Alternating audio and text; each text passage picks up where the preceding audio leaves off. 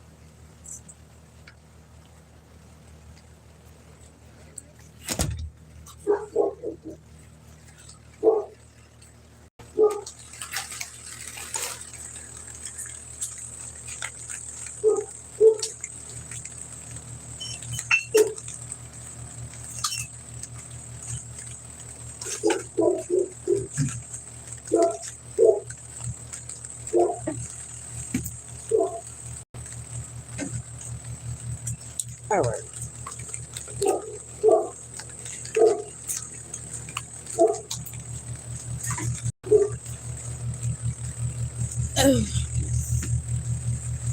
What's up?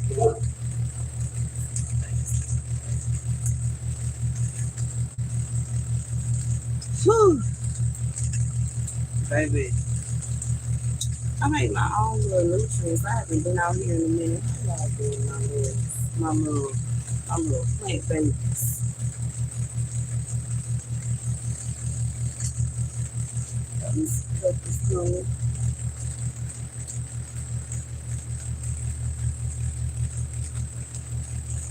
Some food over here.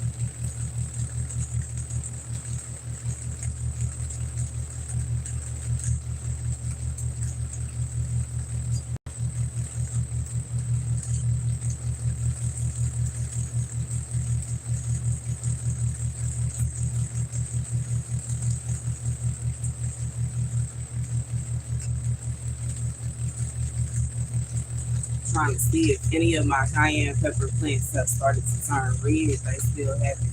I even watched a video earlier today where what he was saying is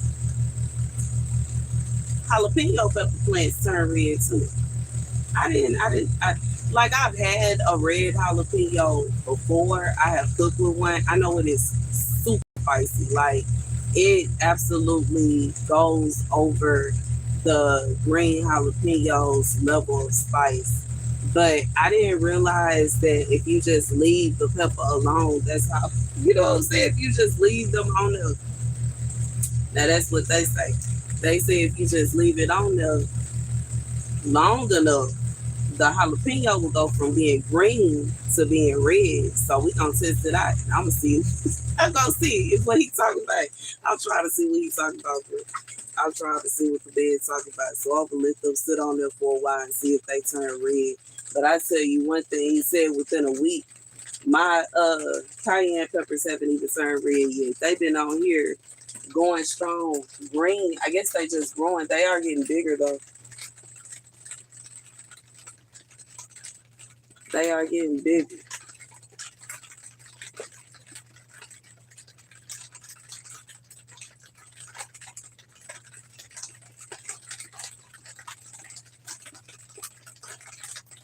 But it is kind of wild to me because even like, you know what I'm saying? Because at first some of them was like real small.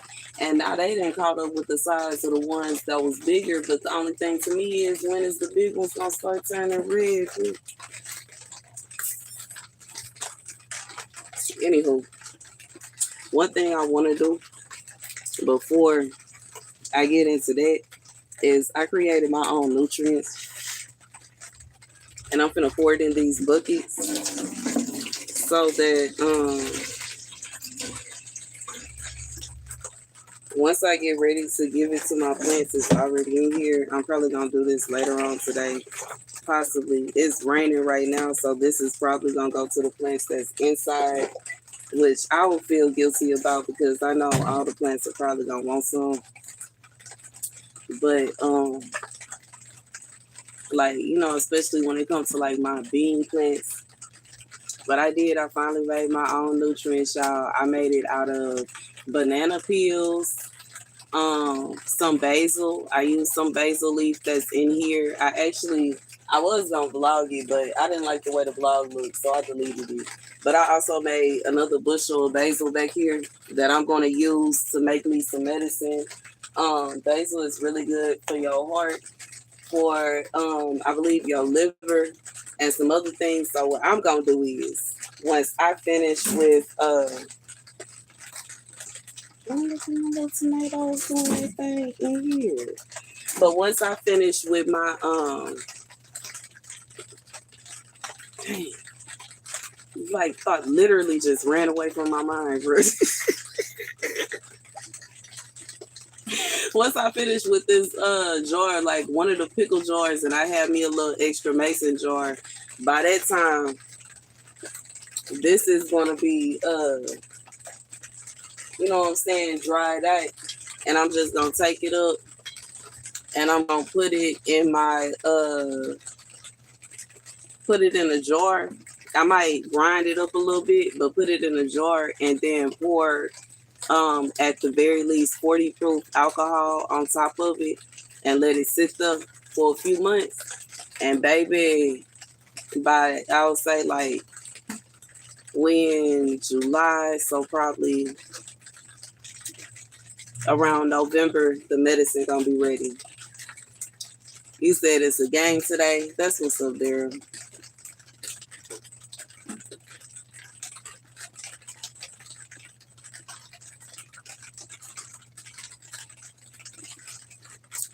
Baby, I guess y'all get lucky because I'm finna get up to get some basil to put in my cup because I'm finna mix some of my drink.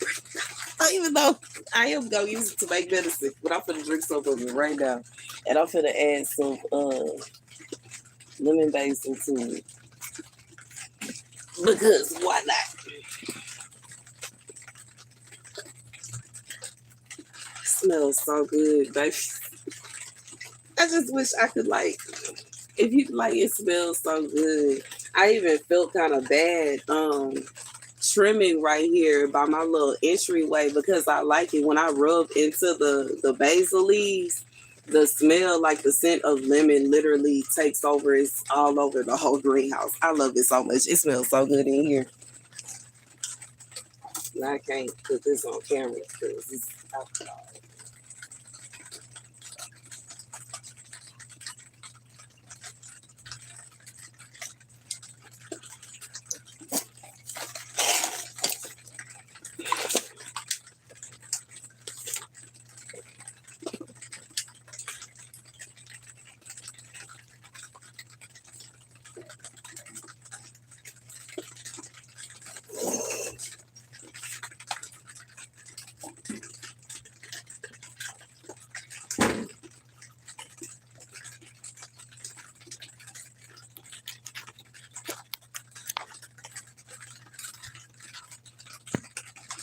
But I can't wait until some of this basil over here is ready so I can make me some bushels from it. I might do that just because so I can add it to the basil that I'm gonna use to make medicine, cut it down some and make some bushels out of it. Why not? You know what I'm saying? That's literally what it's for. It's a little drink I made. That's it. A little leaf of them. I'm crazy. My little basil leaf. Mm, it feels so good out here. I forgot about these.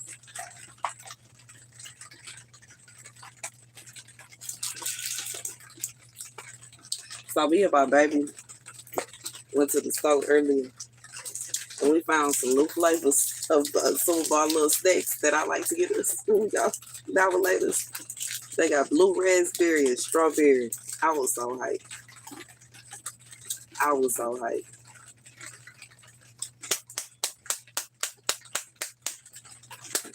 Did I stand up already? I think I did. Hold on. Oh, what's going on over here?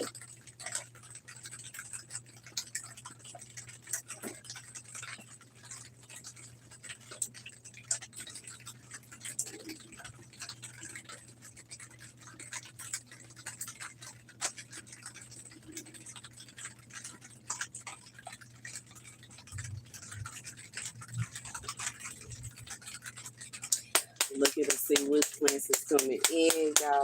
I'm so hyped about my little fall seedlings.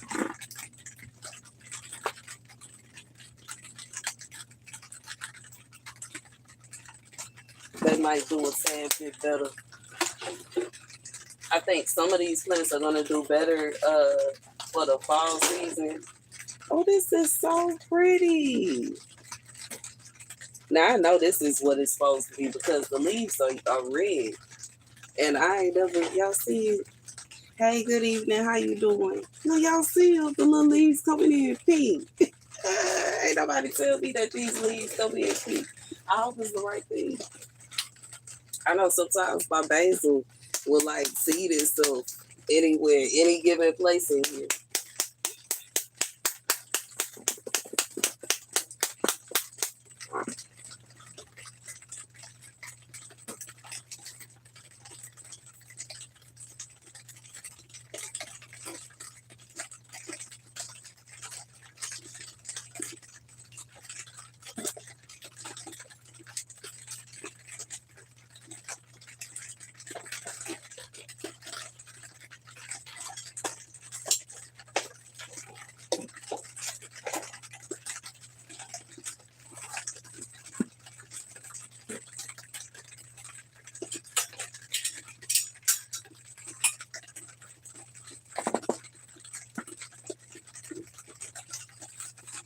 I really need to sow some more onion seeds too.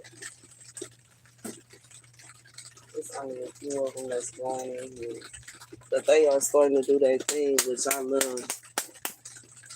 What's up, Cornelius? How you doing?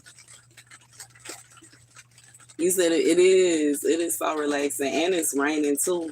And you know what I'm saying? The last time I went live while it was raining, I said to say it'd be so relaxing. Just sitting out here and listening to the rain fall on the greenhouse and roll down the side of it. It is just like, you know what I'm saying? I can't even speak on it. And it's like sometimes I halfway want to be, you know, a little frustrated because I didn't finally made my little, you know what I'm saying, my own nutrients. My first time, I'm kind of excited. I'm hyped. I done made me some nutrients for my plants that I want to see how they gonna react to it, but I gotta wait. But when it comes to my plants on the outside, because if I put the nutrients on them right now, they ain't gonna do nothing but you know, wash right off the pot. You know, hey, what's up, Every? Hey, how you doing, Caleb? So it's kind of, I don't know, man. I don't know. It's a bittersweet feeling, but I'm happy to come out here and see that some of the things that I planted the last time I was out here are sprouting, and just to see how my plants are out here doing it like I can't explain. It's an overwhelmingly like beautiful feeling to come out here and see all of my plants, like especially the way it's out here, how it's like rows of plants that you know what I'm saying, on one side and on the other side. I love it. It is such a beautiful feeling.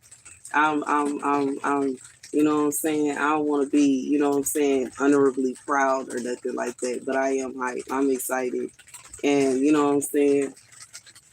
It is awesome. It's awesome. It's an awesome feeling.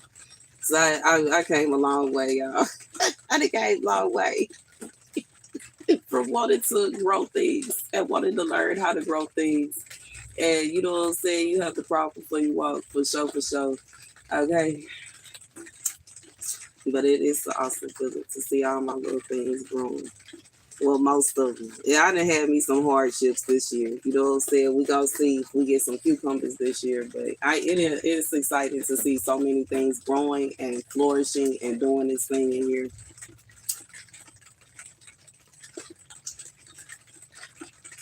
I have some more beads to pick, to be honest, to be real, but and it's wild because I feel like I just picked some the other day, but I can't pick them yet. Well, I could, but it's raining, so I'm probably gonna wait. And then I can't stunt. I need to find some kind of recipe to put these beads, bruh. Thank you.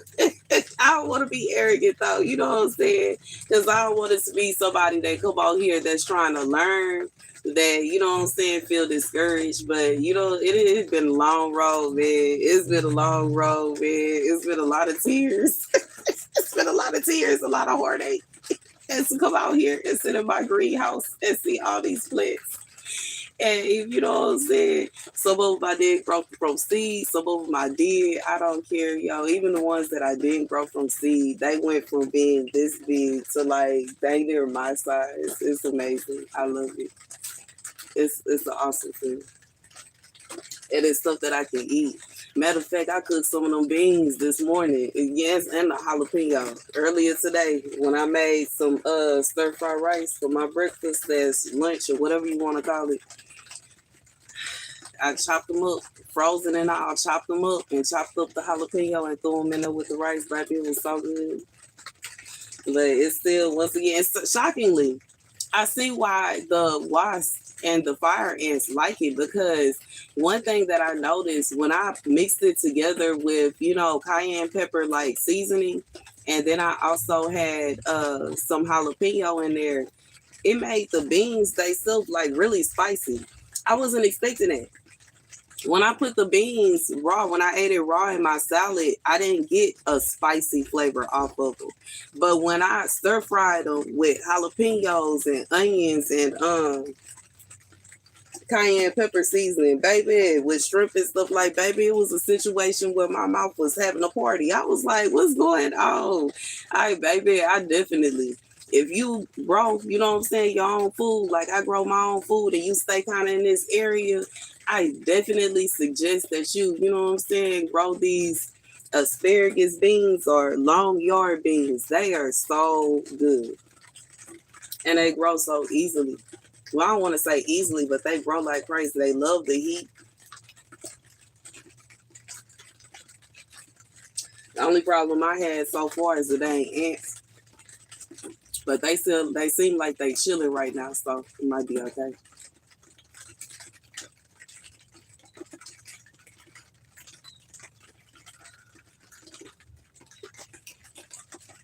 I wanted some more of these cayenne peppers. I got some more cayenne peppers covered. I probably got to pick the ones that's already on there, but they need to turn red first. I guess we're going to see.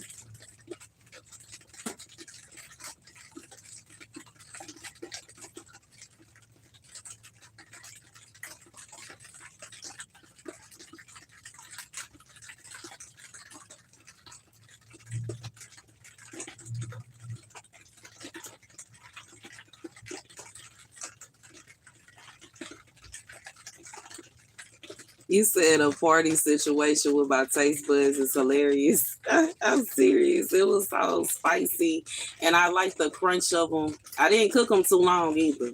I only kept them in there for like a few seconds, and with a few seconds of it being in the pot with those flavors, it was so spicy. It tastes so good. Hey, how you doing? It was so good. I was like, what? It was good though, and I love spice. I really do.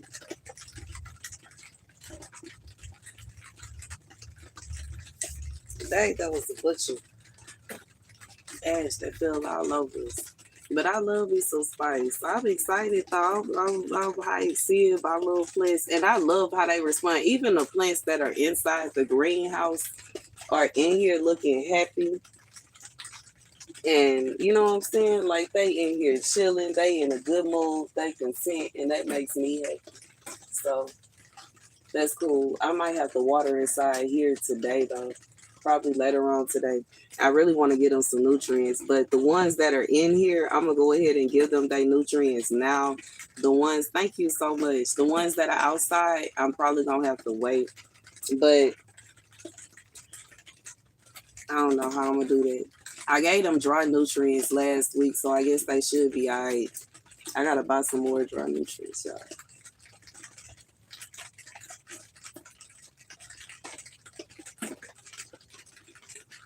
And I know y'all probably like, dang, she didn't sit down here talking about nutrients and plants and stuff, but you know, I'm typically hyped when I first come out here, see the plants and see how they do it and all that kind of stuff. I need some mint. What I do?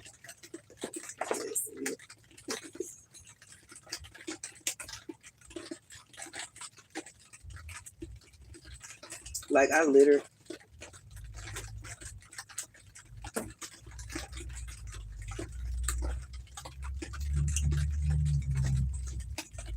I barely have any mint to add. It's like so small.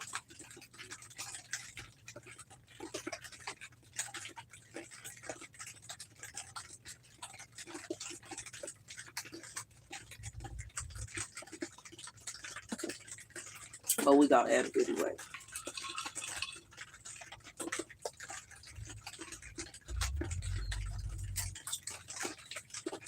I don't give about I almost spit that out. I don't give about nobody out on live because ain't no telling how many people is gonna come on this live stream video. I don't personally know who you are, and when it come down to it, I have never how do you say it, met anyone or dated anyone that I have met online. However, I am single. You know what I'm saying? It would be a different scenario if I met you in person or, you know what I'm saying, something like that. But, you know what I'm saying, just giving my number out online, ain't no telling who gonna be calling me. How many people gonna get that? Baby, no, we can't get my number out online.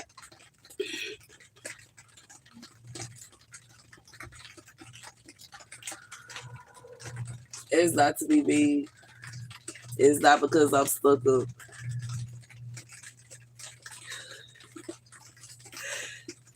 Well, I have to be honest about that.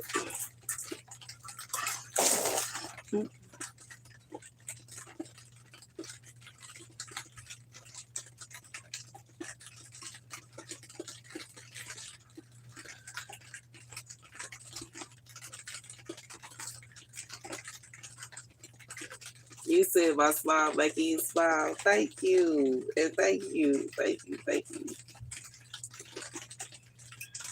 I just like it. I'm just loving this vibe of sitting out here and seeing my little plants and whatnot. I haven't been out here in a few days.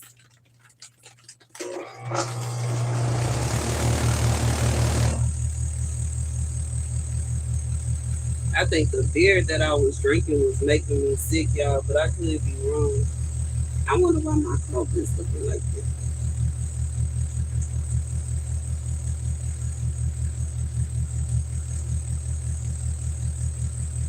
Y'all, I thought red clover was supposed to come out red. I thought it was supposed to be red. It's still green. It looked like regular green clover. And then to top it off, I wonder if I have a four. Am I going to be able to grow a four-leaf clover? Will I grow a four-leaf clover? I talked about this before when I was like in elementary school. Me and one of my friends were very we were superstitious, and she would tell me different stories that she knew, experienced, and went through around surrounding four-leaf clovers. And we would literally sit around and I'm not gonna share every detail because some of it was kind of like specific to her, and I can't stunt. Part of it was really sad thinking about it now as an adult. Like it was really sad, and it kind of. But anywho, I would, you know what I'm saying, go through looking for four-leaf clovers with her, and sometimes we would find them. but she was very superstitious about four-leaf clovers.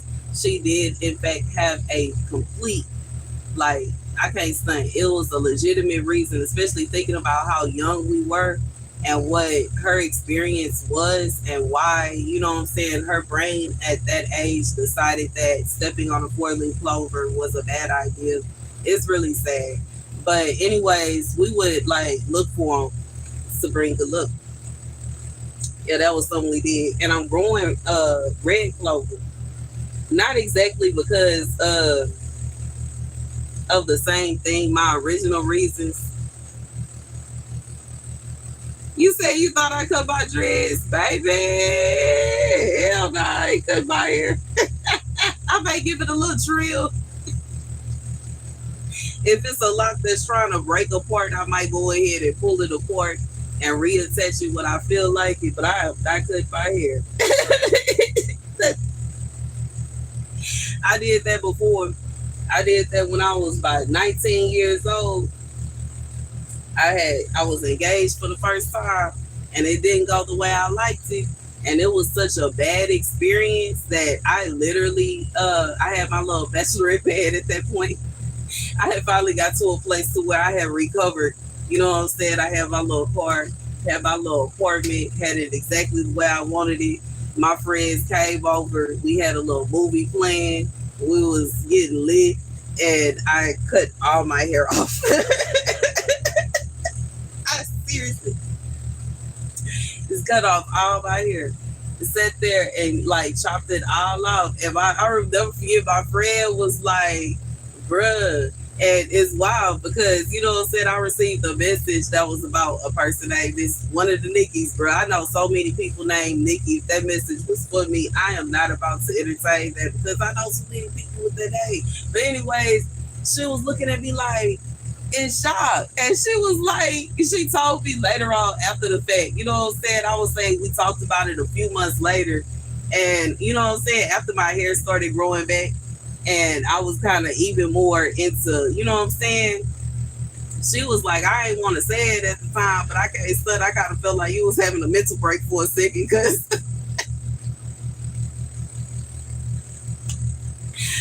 baby, she said, first of all,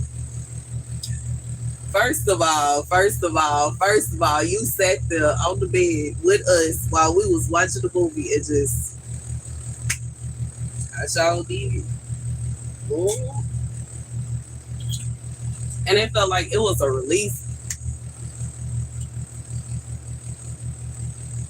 It was. It felt very healing to cut it all off after going through what I was going through.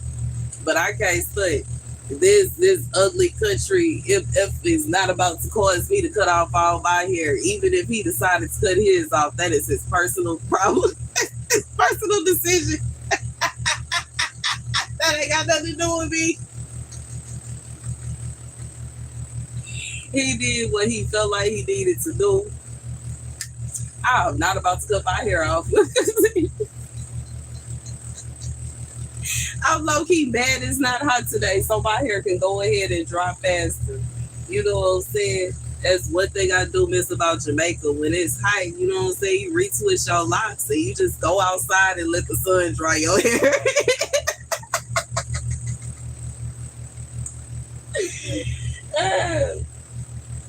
Baby, that face is over. We is 35. We will not be cutting our hair off behind no man, bro. Baby, I ain't shaving off nothing. You carry on doing whatever you feel like you need to do, Billy boy. And I'm pretty sure the wild thing is, even if I was to cut my hair off, half the people that keep on, you know what I'm saying, would not be happy because it wasn't a situation where I was walking around looking like a boy after I cut off all my hair. I was walking around with a fresh wig every day going, shh, shh.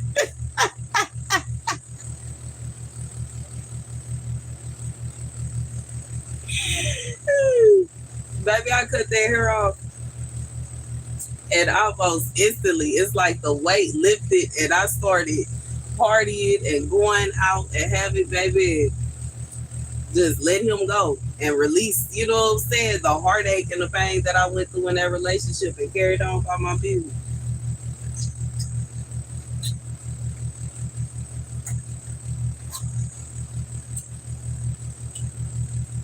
When it really come down to it, I just see some girls that actually look cute with short hair. Okay, I had friends that look cute with short hair.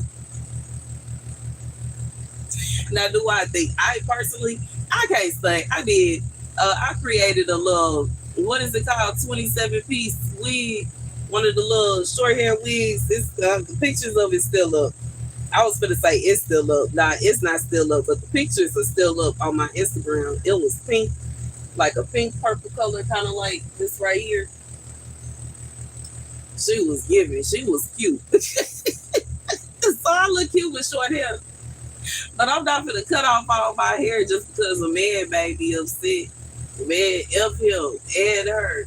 The only reason I'm still talking about his stupid behind, bro, is because every time I go out trying to mind my business and meet somebody else, here he come calling me. Every time. Every time. And don't do nothing but get on my nerves.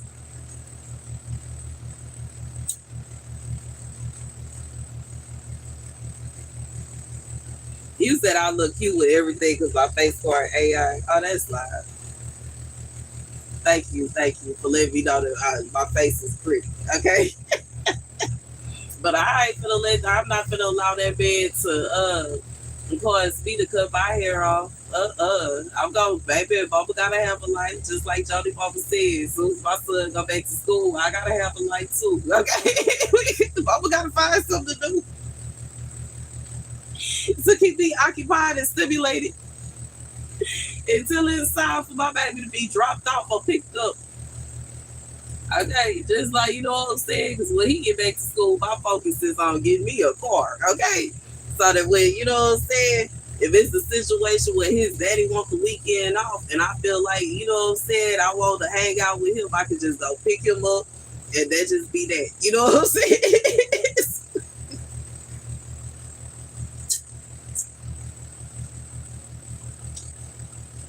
I don't know.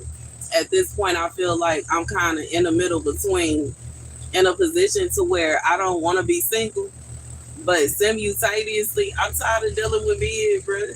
I'm tired of dealing with men, bro. I'm sick of it, bro. I'm starting to understand why when I had friends that were in their 30s when I was in my 20s, they would cut their eyes and look mean and be mad when a man came over, bro. I'm starting to get irritated. They started to put a bad taste in my mouth. But I'm trying not to be that way towards everybody because everybody ain't bad. And I know it's still some good men out here. But, bro, now I ain't gonna allow him to influence me to come out here. But I for sure gonna think twice about, you know what I'm saying, just diving into a relationship with somebody else. I feel like, you know what I'm saying? And it's frustrating because I don't want to say that it's impossible for me to find somebody to date that I've known for a long time, but I feel like those marriages were the best ones. Besides the relationship I had with my son's father, I would say the times that it is, so I would say that relationship shows me it is possible to meet somebody new, but simultaneously, going off of marriages, the marriages where I knew the person that I was marrying way before we got married, it was more of a winner. They wasn't just going out of their way to be disrespectful. They wasn't going out of their way to be mean. They weren't like, because they didn't just see me as their wife or this woman that was coming to destroy their life, and now they can't do single stuff no more. Now they can't do this. They saw me as, this is my friend who has given me her heart, and I'm going to try my best to, you know what I'm saying? And it hit different. And you can definitely see a difference. And those of you that have been married and know what I'm talking about, I know y'all know exactly it is a difference between a man that sees you as the woman that is destroying his life versus a man that sees you as his homie, his best friend, and he's actually happy that he is going to spend his life with his best friend. It hit different. It hit different. It hit different. It really do. Baby, it hit different. I'm just saying that. And I know my ex used to get mad at me because for both my first and second husband, baby, you trying to talk to me, baby, trying to talk to me about them. I'm gonna go off on you real good, baby. I'll defend them in a second. Them both my friends, bro. Mm. My son father is a friend too. Even though it's not the same as it used to be, but that's a given because he married. But don't come over, you know what I'm saying, trying to get that beat by. I can't study the man. The last person I was with is like nightmare, bro.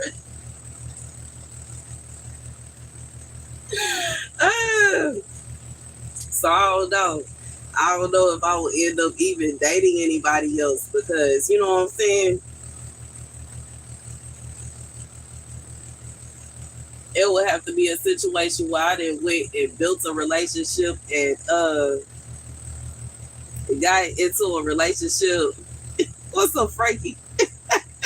He calling me Medusa. I have to been and found somebody that either I didn't know for a long time and we just cool or something like that. And that's hard, you know what I'm saying? Because I ain't trying to date one of my ex's friends. So, you know what I'm saying? Like, that's kind of like dating your brother, bro. So, I don't know. I don't know how this gonna go for me. I'm gonna have to meet somebody new and then go through years of getting to know them. And I don't feel like it. Y'all know what I mean?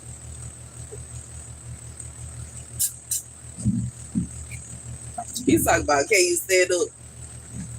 I could, but I don't know if y'all gonna be able to see me. See, okay, I stood up. I don't know if you're gonna be able to see me for real because I would have to position the camera perfectly and all that. Oh, there's some little roly polies in here.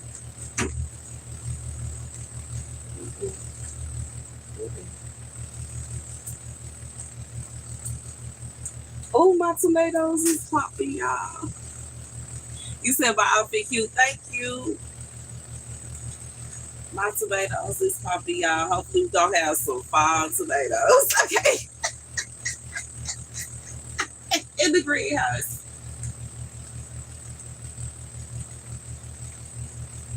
They gonna have to be growing in here.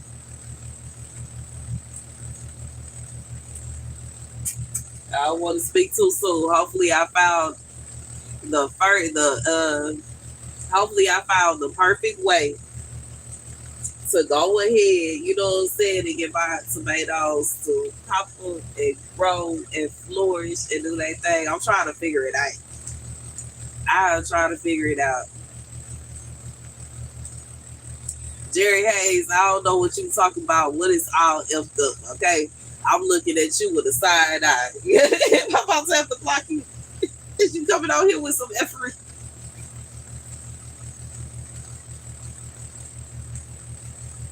What is you talking about? It's all effed up.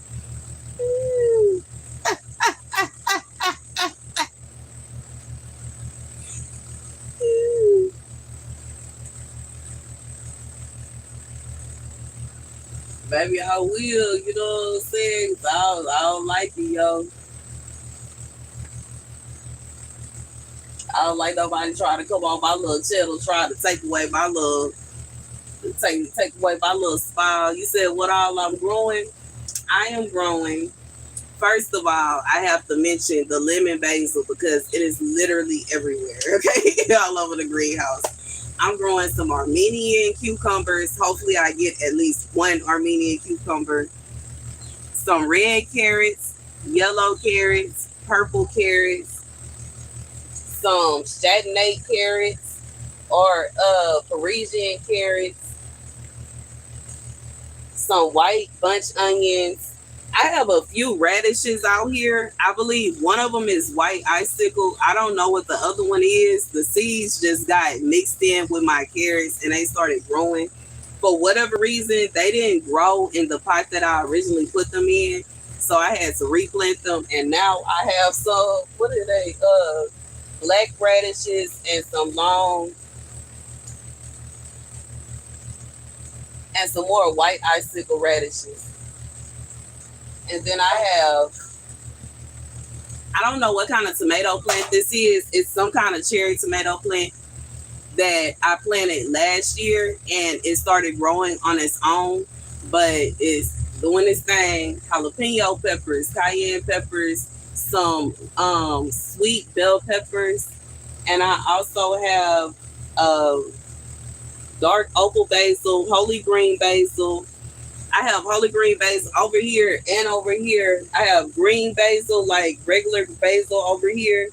I have spicy glow basil, Thai basil, some red clover, some fenugreek, some fennel, anise, trying with the hyssop and the horehound. We're gonna see what they do. Some calendula and some strawberry. I got a strawberry plant over here. I got really my strawberry plant. I can't say it's the first year, so I don't know if I'm gonna get much fruit from it, but I'm trying to get it established. And I think what I'm gonna do, what I figured the other day, is I'm gonna keep it in its original pot, and allow its like the runners to come downward and just keep stacking it. You know what I'm saying? So we have like a fountain of strawberries next year. That's what I figured. I got some asparagus. I finally got my first asparagus spike, y'all. I sure did. I noticed it today. I got my first asparagus spike. Now, you know what I'm saying? We're going to have to leave it alone. But, asparagus take, I think it's like 2 to 3 years before you can actually start picking from it. But I finally got my first asparagus. I'm hyped about that, too. And what else we got? Oh, sage.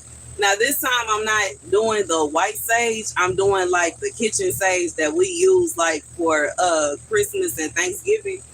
And then I have peppermint, lavender, lemon mint, catnip, some Platesian white squash. I don't even know what this plant is called. I bought this plant for Mother's Day. You know what I'm saying? I don't know what it's called. And then I have corn. I have several different types of beans growing outside, and then I have peas growing outside, and I also have like contender beans, French beans, blue lake bush beans, asparagus or long green beans. I think I just about got everything. I just bought aloe vera. I have aloe vera. I'm trying to grow also some what are they called?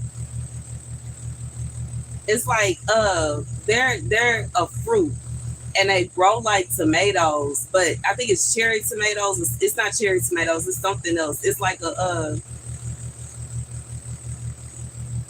you said I don't need to buy that, I need to teach a small class.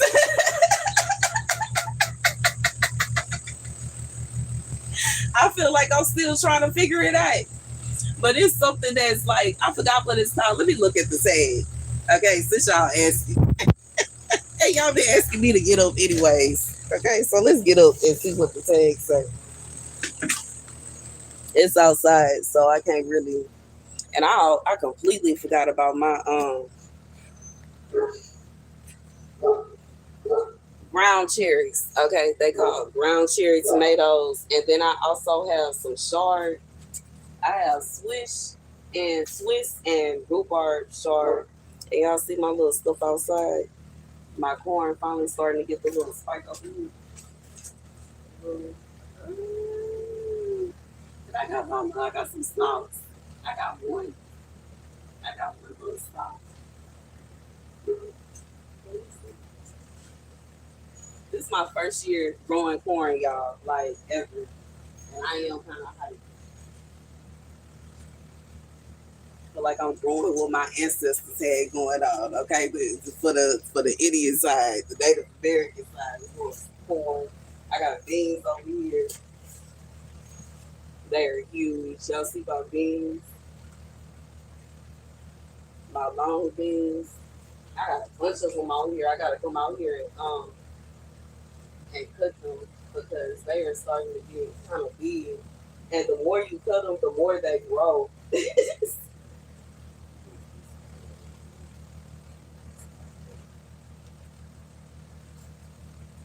yeah, that's some other beans over here. I don't know if I have any bean pies going that food.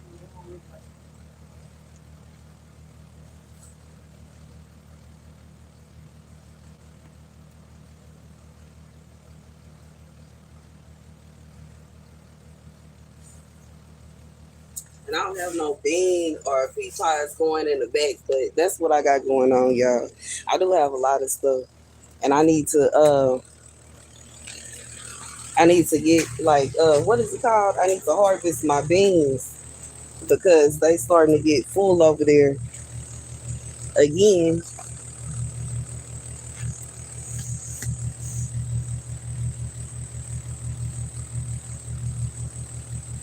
You said I got the game and gone already. You said I got the game and dipped.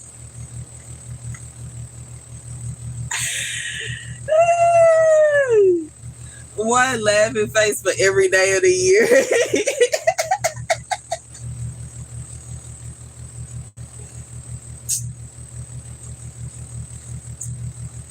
Man, I feel like I'm still trying to figure it out a little bit because the corn,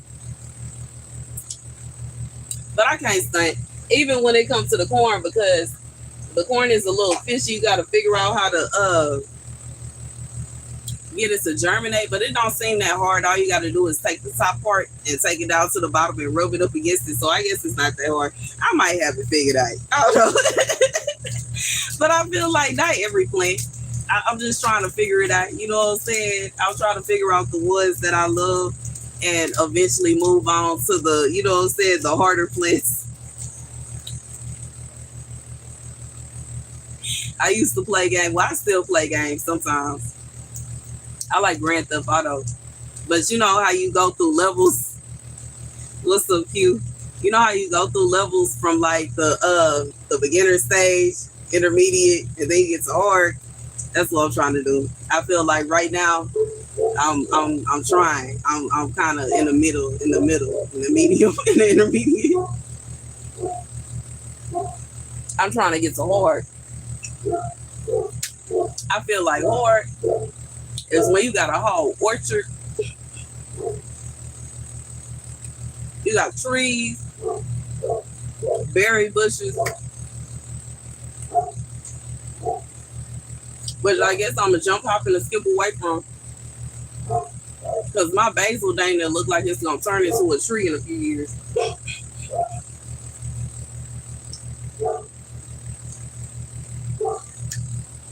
But I do want like a lemon tree, a peach tree. I want a strawberry bush going strong, maybe a blueberry bush. I for sure want grapes. An orange tree if I could. You know what I'm saying? That I feel like that's level hard. When y'all see me sashaying around my backyard with an orange tree, know that I have made it to the hard level. When y'all see me with a patch of rice, when she has officially entered, like, you know what I'm saying? We exited out of intermediate, we into hard for sure. I saw this one lady, she in a league of her own. She is growing her own dress. I was like, bruh, it's gonna take her season after season after season to grow enough just to, you know,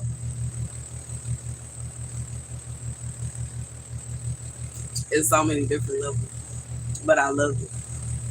But my ultimate goal is to be able to grow the things, especially vegetables that I want to eat. I want to be able to grow it. At the very least, know how to grow it. So if it's a situation where we can't go to the grocery store and buy it, I know how to make it myself. You know what I'm saying? That's the level I'm trying to be at. Am I all the way there? No, but I would like to be. Right now, I don't even know why my beans haven't, you know what I'm saying, my little bee plants, but I don't know. It might not be time for them because I see them flowering, but they haven't started giving off bean pods. So I think it may be, maybe they take longer. I did see several people say that the green beans, the type of green bean that I am growing, it like literally gives off green beans as long as it's seasoned, and it's seasoned as long as it's hot. And I don't know, this may be a situation where this plant is giving me beans all year long. We gonna see, I guess. Meanwhile, the other bean plants, they haven't gave me not one bean yet. I haven't been able to fill up not one little bushel, little pot bushel, whatever you call it, of beans. And I'm like, dang, I guess we'll see, y'all. But I am excited. It's exciting. I can't study. It is kind of overwhelming. I don't even know, like how do I even get in here and trim all of this? How does one even begin to prune with all these leaves?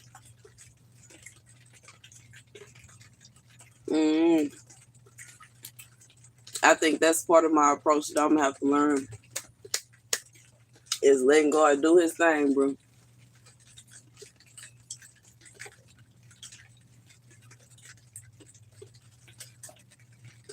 At this point, I only prune when it's an emergency.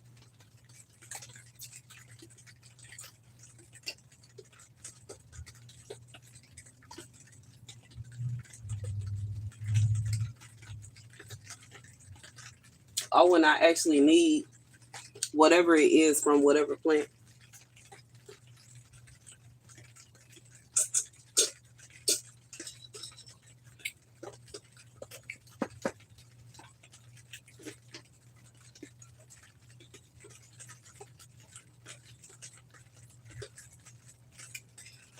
But yeah, y'all, I'm a little excited about my little garden. Can't wait to see what other things are gonna pop up so I can carry on, taking my notes. I low-key need to take some notes now while I'm playing around. I forgot what day it was that I came out here and planted all this stuff.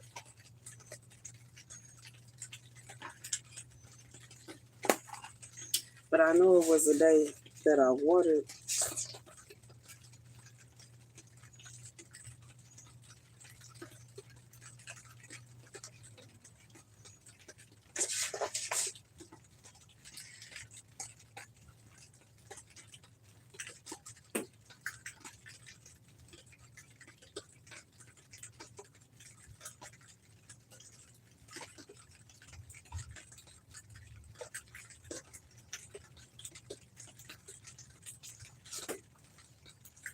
It had to have been.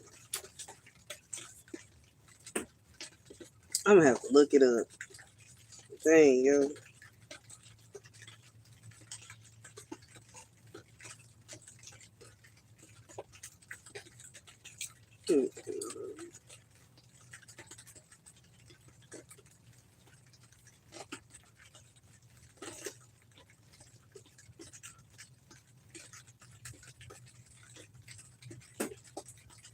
You said my hair about to eat.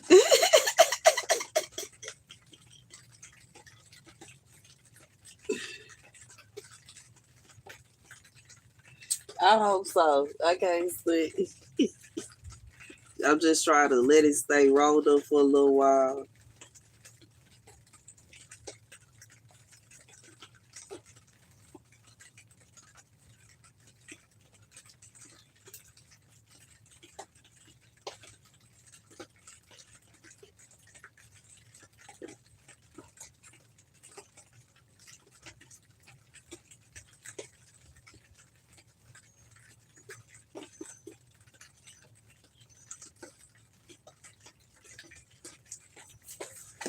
Okay.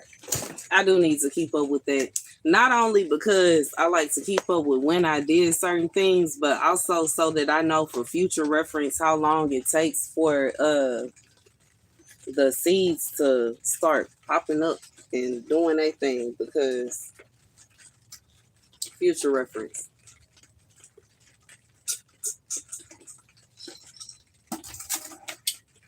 I don't know what temperature it is out here. It's 81 degrees. That ain't that big. But that's cool. That's cool. I see why it's breathable with no fan out here, yo. Usually be so dang hot. Try to come out here without a fan and be ready to pass sight.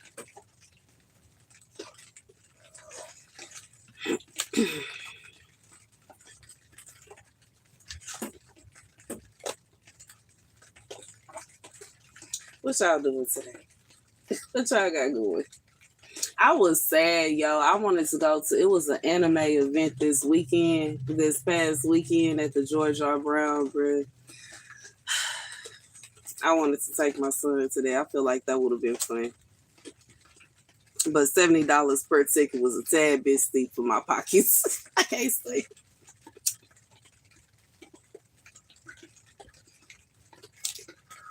It would have been cheaper and easier for me to take him to the movies again, which I might do. You know what I'm saying? Take him to the movies again before the summer year. I can't say. But I would prefer to somebody already said that I remind them of Medusa. Okay. But they said it in a positive light. You said it in a negative light. Okay. Remember, Samson had locks too. In fact, one of Samuel's wives had locks. Okay. So don't just think that it's only people that have a negative light on them that have locks. You know what I'm saying? It's people in the Bible that had locks too. Right? Don't look at people with locks as if they evil. Or I got snakes in my head because I got locks. I'm in Texas. But yeah, these are facts. Okay, Samson had locks. Okay, he did. It's a fact. We all know that Samson had locks. We also know that Solomon was absolutely, undeniably, unshakably in love with a woman that has some long, beautiful locks. Okay, and some chocolate skin. Okay, we know this from scripture.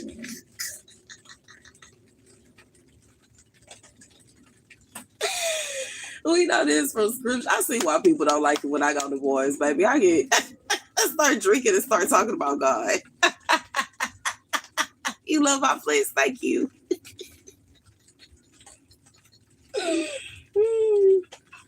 My babies, I'm so happy. They're bigger than me at this point.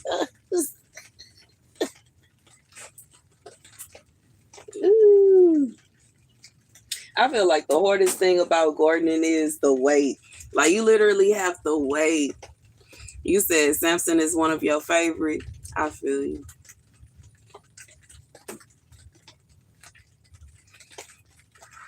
I feel you. My favorite is David. I can't stay. Samson is cool.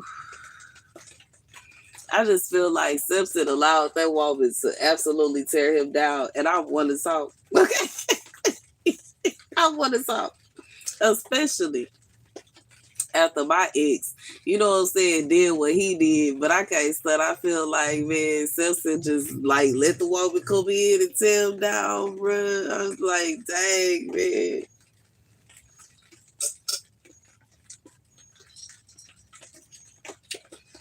I can't stand. It's a sad story. It's sad. You say you just started gardening. Yeah, we do need real food. You said Samson let sin get to him. David did too. David just had to have Uriah White. He baby bad. So it's like it's no person walking this earth that is like perfect. And I feel like that's one thing that the Bible points out to us. Even when it comes to books that were ejected from the Bible, even the prophets at times fell short. Nobody is perfect. Nobody is perfect. But you know what I'm saying? When it come down to it, it's like, are you putting forth your effort to live your life as close to the way God wants you to as possible? And I can't say David's story of his fall, and it could have been a really big fall, but God just let it be a little hiccup for him. But in reality, what he did was so evil. You know what I'm saying? He was sitting there lusting after that woman and had his guards go and get her. And you know what I'm saying? When you think about that time, it's a situation where even if she wanted to remain faithful to her husband, what choice did she have when the king himself was requesting for her to come to the castle? She had no choice but to come and be with him. And then he had her husband taken up out of here because he ain't want nobody to know what he did. And you know what I'm saying? When it come down to it, it was like, you know what I'm saying? Bad after bad after bad after bad after worse. And I feel like another thing that scripture shows us, sometimes people be, you know what I'm saying, thinking that just because they created a baby or they created life in a relationship, that means that they were supposed to be with that person, when in reality it doesn't always mean that, because this is a situation where God himself told David no, and David insisted on being with Uriah's wife. It's no way that God was okay with David having that woman basically kidnapped and taken to his castle so he can have his way with her and ship her back home, and then find out she pregnant and take her husband life, and that ain't of God. You know what I'm saying? I feel like some people just want to do what they want to do to such an extent. And you know what I'm saying? Then he crying out and acting a fool and putting on sackcloth, and you know what I'm saying, thinking that that's going to sway God. God said what he said now. And that's just what it is. And the baby was created, but God also took that baby away because it wasn't intended for him to be with that woman. He already had several wives before he even saw her. I just feel like that is the most astonishing. David and Saul, him and his son was off the chain. They act like they had a problem sleeping with the same woman. They act like they had a hard time. And I feel it. You know what I'm saying? I feel like they the type of men, they beating on their chest. Do you know who I am? Like, look here, sir.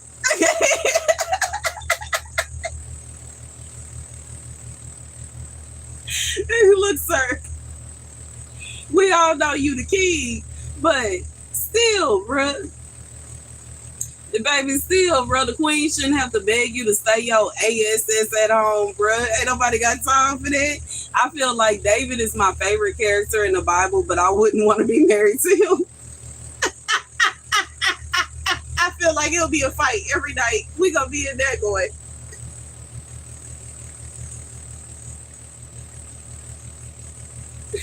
He said those sounds straight up. Man, we be up in that castle fight. Like, you was not going nowhere tonight. What are you talking about? Talking about he saw a light flicker from this side and he thinking some danger. You got guards for that. Stay on behind here. Shut up. You see no dang light.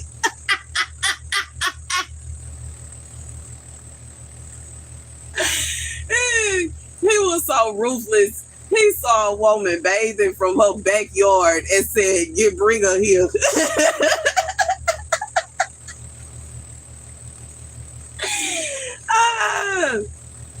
But he is you know what I'm saying? It's my favorite character. He was off the chain, bro. He was about that action, though. It wasn't going to be no situation where he was going to piss David off and that was just going to be that. You was going to hear from him behind that. You gonna know that you made David mad one way or the other. Okay.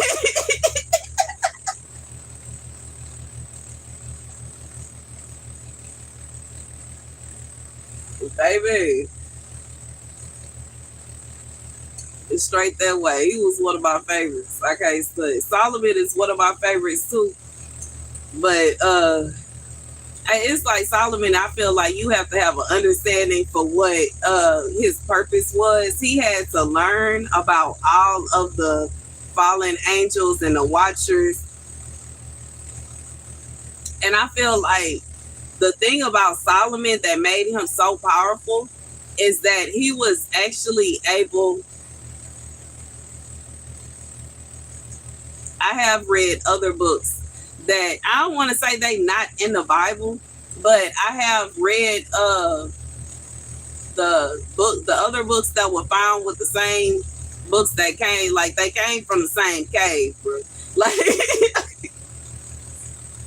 I feel like watching me right now is like watching drunk history. Y'all like that show? I love that show. When historians get tipsy and start talking about history, that's what I'm doing right now. I'm tipsy and I'm talking about the Bible. Listen, Lord. Okay, anyways, Lord. Okay, please, Lord.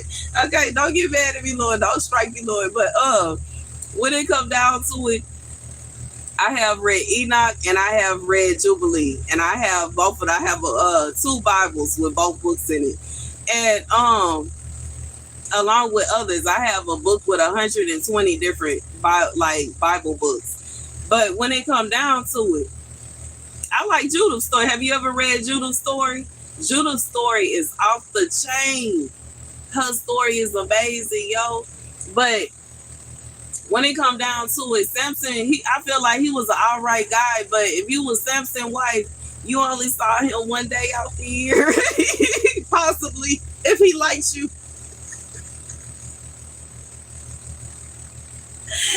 You only saw him one day out the year. If he liked you. If he liked you, I have to put that if. Okay, it's a really big if. If he likes you, if he really rocked with you like that, because otherwise you may not even catch him. You maybe catch him once every 2-3 years. That's how many wives he had. But he had so many wives because he had to learn the spiritual aspects of all of these demons so that he could in fact control the demons, because he wouldn't be able to control the demons if he doesn't know. Solomon is the son of David. If he didn't know all of the aspects, the personality traits, the gifts, and the knowledge of these specific fallen angels and these specific watchers, then he wouldn't know how to control them as demonic beings on earth. So when it come down to it, Solomon ended up marrying a lot of the women that he married so that he could learn the knowledge that they already knew. And you know what I'm saying? Because back then they didn't have books on Mama Wado, Papa Wado. They didn't have books on Oshun. They didn't have books on Thor, Medusa, and all these other. It was a situation where it was word of mouth. You know what I'm saying? So he married women from all different areas of the world, all these different, you know what I'm saying, so that he could get the information and the knowledge that he needed so that that ring could work. Long story short. You said you looking at me? Okay. I know they watching me already. They like, she know too much. And ain't nobody tell her nothing. How does she...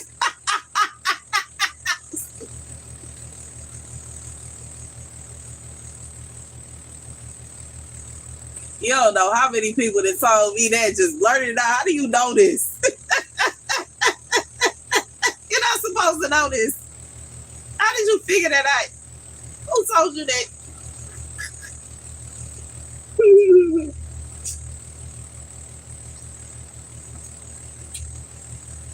But yeah, Solomon was a cool guy too.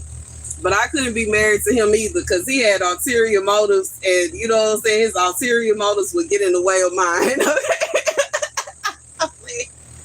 My motives of having kids and being happy, bro. He will be getting in my way, bro. Just trying to go and see what the voodoo woman is talking about every. Okay, y'all. Baby, it could be too. He's like, shut up. But anyways, when he got to his old age, I ain't shut up anyway. When he got into his old age, it was a situation where a lot of the demons that he cast out came back trying to torture and harass him and torment him. For those of you that know, you know what I'm saying, that you read some of them books, you know what I'm saying? But it's only once you get into the lost books and you start reading and learning about all of these things that some of the prophets had very ruthless, like horrible DEATHSs. Terrible, bro. And you know what I'm saying? It's like, you know, a lot of this stuff is kept under wraps and it's kept, like, you know what I'm saying? of them peacefully. They had land and property and families and all kind of stuff. And some of them, it wasn't a situation where they just had a graceful life. And that's why sometimes when it be prophets on here, sitting up here acting like their life is so perfect and they rich and they got the big beach house and they got boats and they riding around in the Ferrari and I can't stand it be a situation where I'm giving them the side eye, bro, because how is it that you really for God and the world is backing you? It don't make any sense, especially all the hell that I've been through. I can't stunt. It can't be a situation where you for God and the world itself is loving you. Babylon loves you. How? Explain yourself. Okay. Just be real.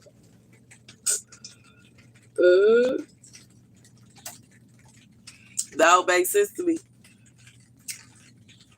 But anywho, back to what I was talking about. Okay, before y'all got me all the way into this little rant about speaking about some real stuff.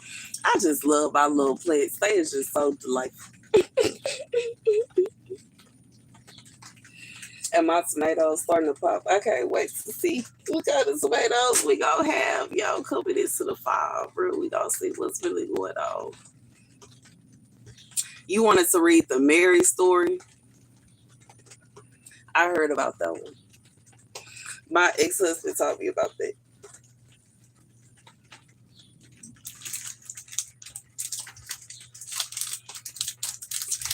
My second husband told me about that. And that's when I hadn't got that's before I got the 120 book Bible. But the Bible that we had for I would say our marriage Bible, it was like a wedding gift to us. It was a Catholic Bible and it had some extra books in it. And we would, like, you know what I'm saying? Not only read it together, but he would be in the room or around while I would give prophecies. I said prophecies. While I would give prophecies. Which, once again, you know what I'm saying? I don't know how it would feel for him being in the room and God giving me a prophecy about stuff that he doing that I don't know about. I don't know how it's possible that he kept a straight face. He's a real one, bro. He legit would just lay there, like, you know what I'm saying, reading the book, like he don't even hear what's going on. God snitching on him.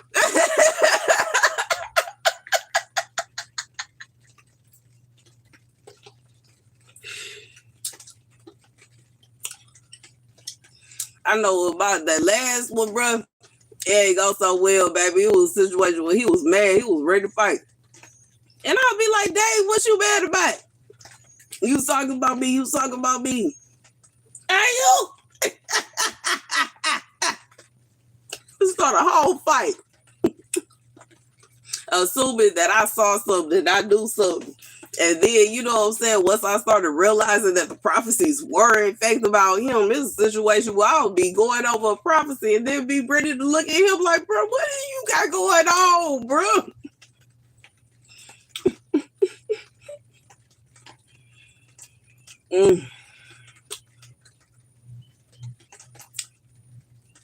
I can't stunt. Because after realizing, you know what I'm saying, after being married, after the second time of being married, because I wasn't actually giving out prophecies during my first marriage. My second marriage, I was. My third marriage, I was. My second marriage was, you know what I'm saying, while we were married, I did not realize that my prophecies were about him until after everything hit the fan and we were on the verge of divorce. Then it was a situation where I saw everything in a whole different light. You know what I'm saying? I was in shock. I was like, what?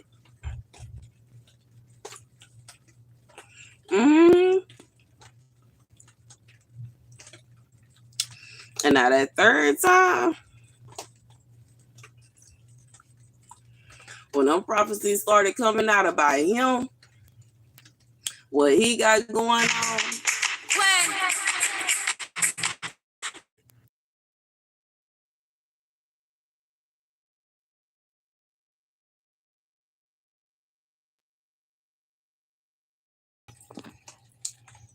All right, he said you gotta go. Mama duties. Yeah, my baby legit about to come back. He just called me. So many people don't believe in these books. I just do. It makes sense. I feel like when it come down to it, some of them are not like they weren't written in the intention for what they are being used for now per se. Some of them were written as letters. Some of them were written as diaries. Some of them were written as journals. Some of them were written as just to take note of what's happening at that point in time. Um, and some of these, like, some of the times when these like books were written, it was a situation where there were literally people that were trying to hurt them, harm them, or take their lives just because of their beliefs and the way that they felt. And it was kind of like, so it was such a huge secret. You know what I'm saying? This is one thing that my second husband taught me. You know what I'm saying? Back then, it was such a secret that in order to know that the other person was a Christian too, and y'all could talk about Jesus together, you would draw half a fish in the sand and see if they would draw the same thing. And if they don't, you dip. If they did, you know what I'm saying? And I just feel like some of these books are hidden for a reason, but I feel like at this point in time, the reason that a lot of people are starting to hear about them, learn about them, and actually explore them is because it's time. I feel like some of them have information that we like are wondering about but don't know, and especially the book of Enoch and how it like taps in on mermaids, it taps in on the fallen angels, the watchers. It brings into perception people that are getting lost with new age spirituality and getting lost and confused about all of these fallen angels, all of these lowercase g gods, trying to figure out.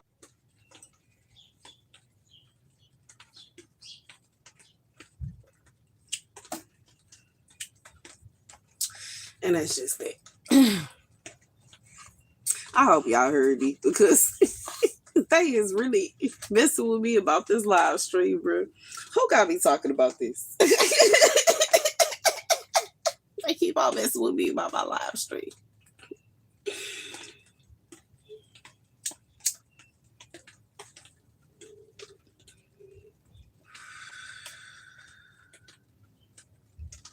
Look like somebody trying to watch me through the gates and everything.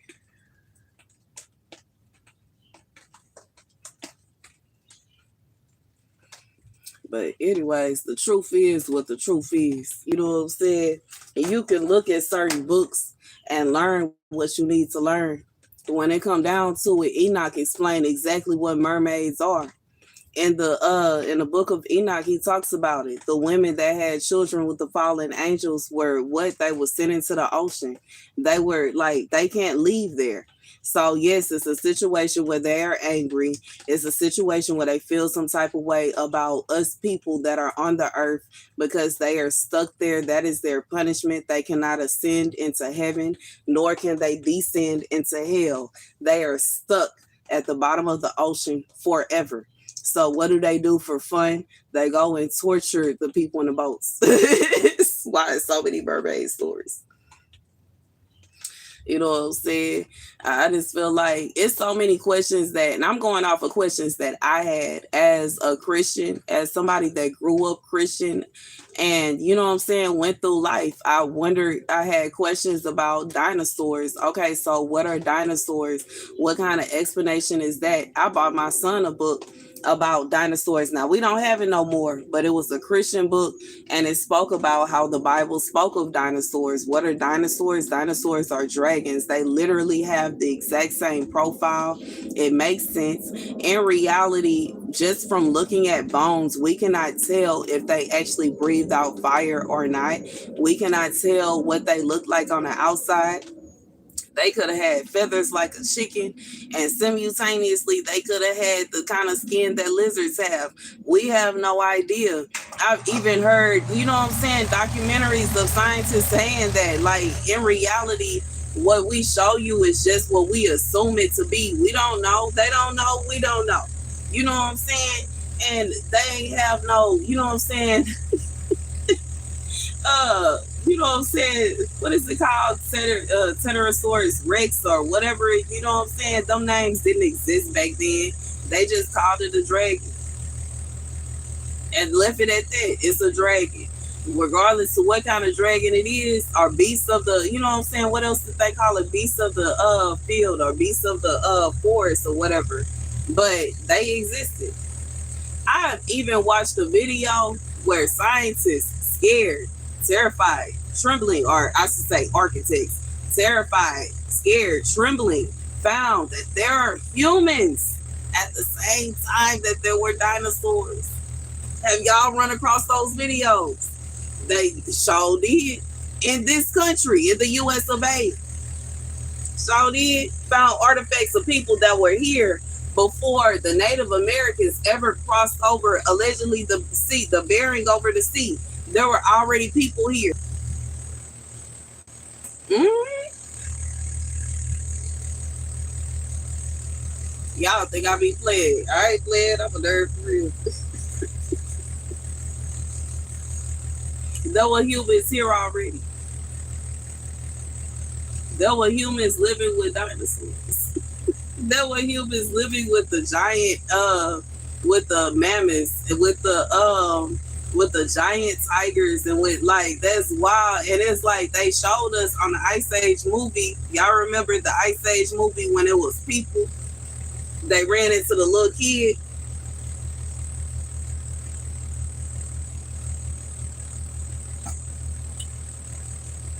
But I wouldn't be surprised if it was people here before that, because they have found underground like sanctuaries and bunkers that were positioned and created for some kind of like catastrophe that happened on the earth. And you know what I'm saying? It's not a situation where they have underground cities for no apparent reason. And then like nobody is there anymore. Everybody left because it's safe now and they don't have to be there. But it was created for a reason.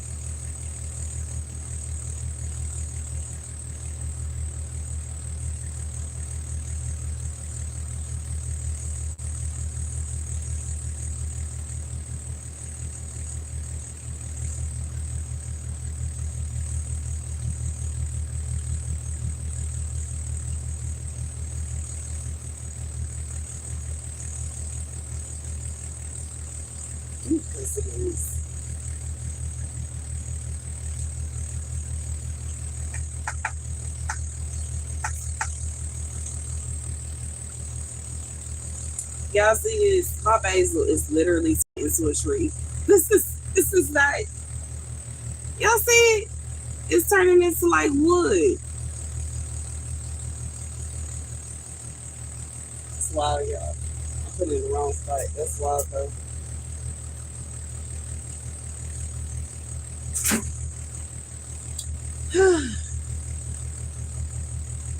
Gonna let that break on down.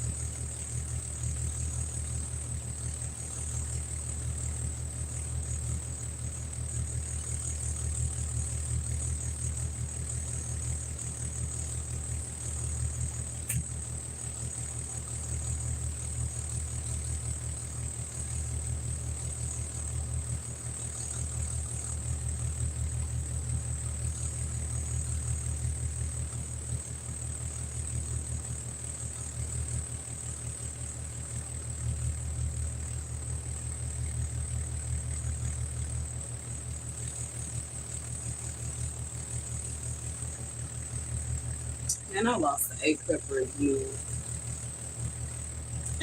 I know it was 8 peppers the last time I counted my cayenne peppers. And I accept it.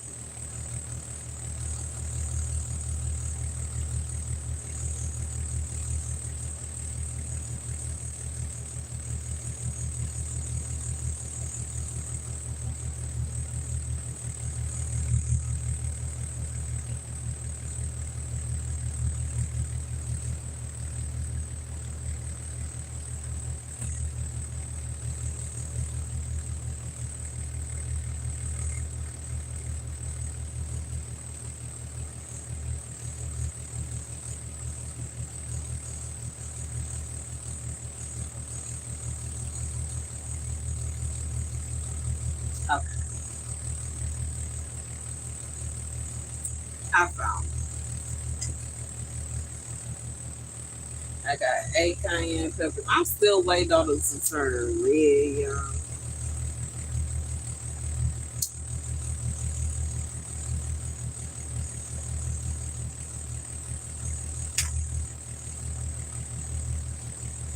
Let me see.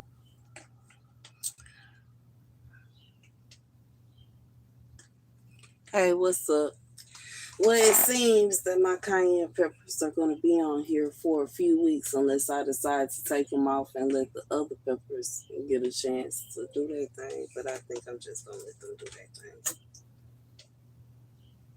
They going to take a while, though.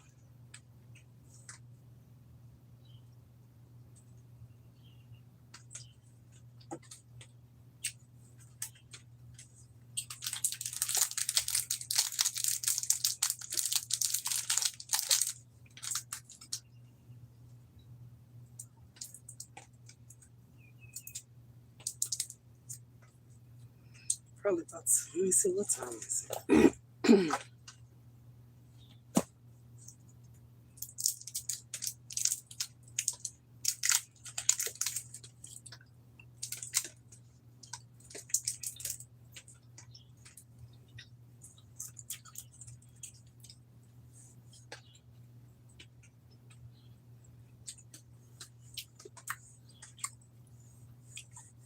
You said, what's the name of the drink?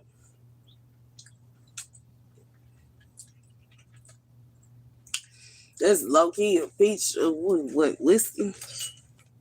Peach brandy. Peach brandy with some lemon basil. I ain't really no name for it. I just put ice, put my peach brandy in here, and I put some of my lemon basil in to add some like a citrusy type flavor or some, you know what I'm saying, citrus type vibe to it. But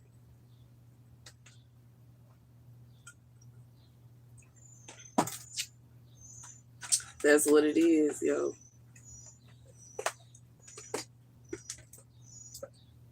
I don't know where I'm gonna put these eggs at, but I guess I'm just gonna leave them out here.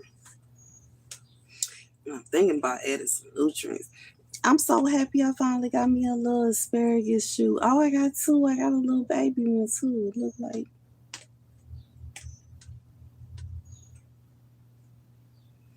I was not expecting it. He said it sounds good. Imagine getting paid $1,000 an hour. That would be nice.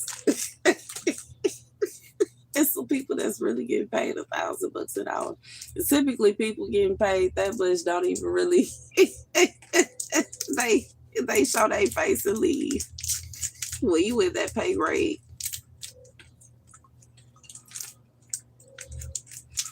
It's a situation where you did all your hard work before the company even existed.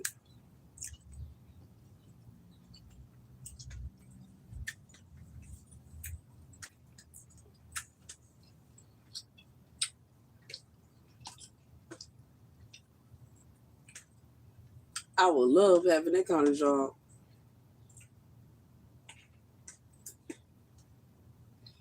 He said it sounds good. It is good.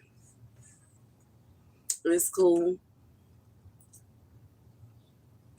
Can't wait till my little basil back here dry out so I can go ahead and use it for its purpose. Thinking I might get some of this basil too. Right here. Now, in reality,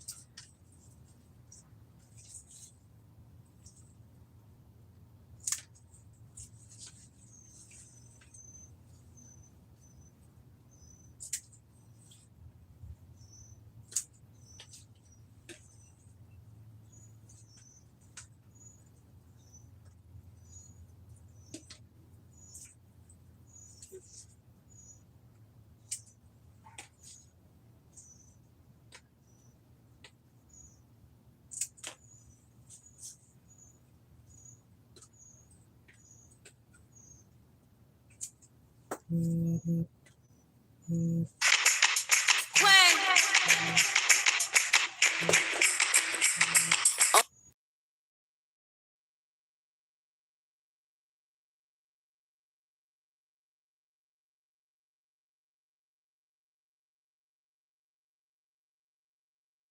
right back. Let me go and collect my tiny package. I'll be right back. Watch my purse.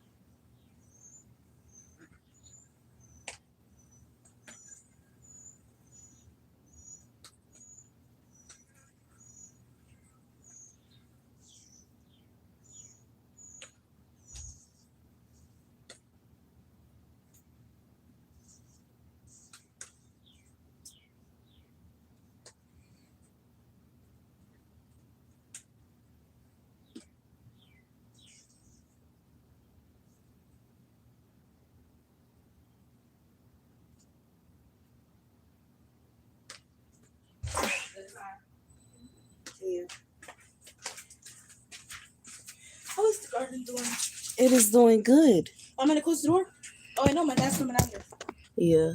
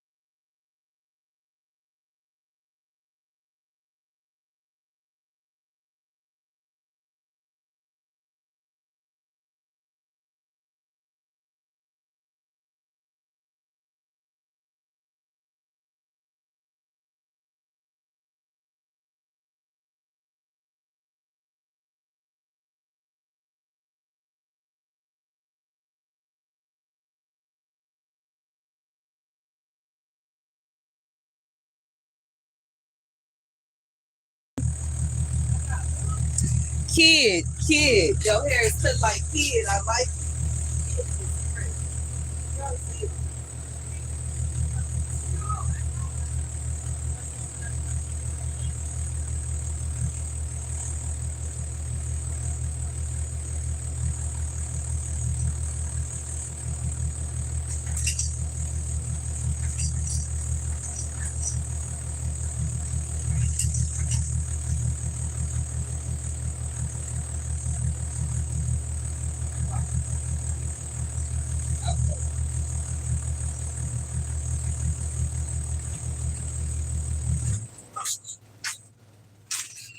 All right, y'all.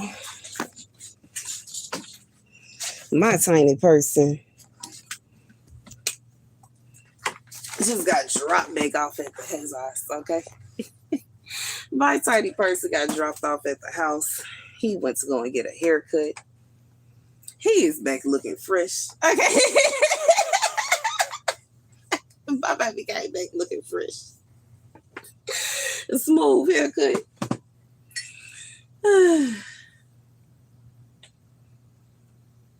What do I like to do besides gardening?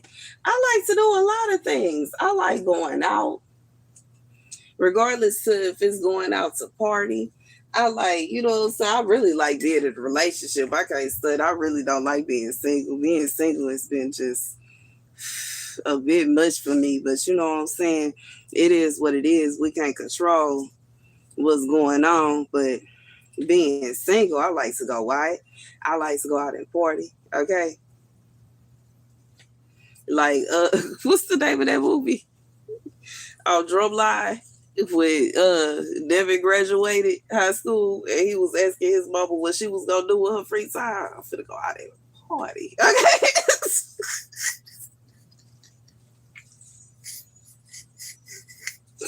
I like to go out and party. I like to go out to eat. I like to go and play pool. Oh, I love how this basil smells. It smells so good. Oh, finally got me a little bushel of this is green basil, holy green basil, along with regular basil. And I'm gonna use it for this too. I'm gonna make some medicine out of it. I'm just gonna sit it right here. I don't feel like going to get my string right now. But I'm used to make me some medicine for my heart. For my heart. For my heart. You got that crazy man trying to take me up out of here, bro. Breaking my heart, dang it. Whew. We're gonna fix it real quick. But I got the remedy. Okay.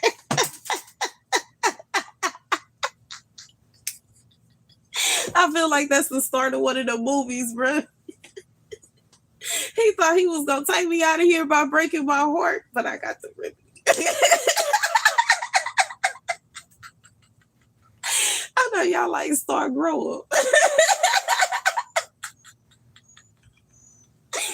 Baby, I know I paused the sound when my son dad came back here, but he was like, whoa. He said this look completely different than the way it was when you first started your garden.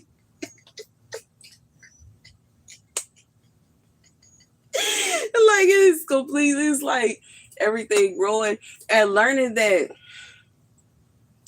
pepper plants, I did not realize that pepper plants were perennials. They're not annuals. They live for years. Mm.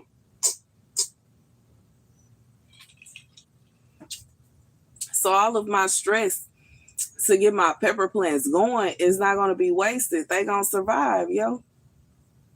The only thing is I guess add on other type of pepper plants, you know what I'm saying, that I like. But that feel nice. And once again, like I said, if y'all heard the couple say it wasn't on purpose, I was trying to mute it because, you know what I'm saying, just because I decided that my life is going to be online doesn't mean the people in my life decided that they want their lives online.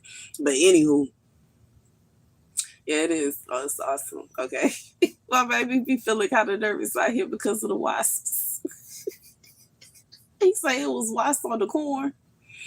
And I already know the wasps on the corn were eyeing the beans, bro. Them asparagus beans is hitting, y'all. Like they added this amazing flavor to my stir fry that I wasn't expecting.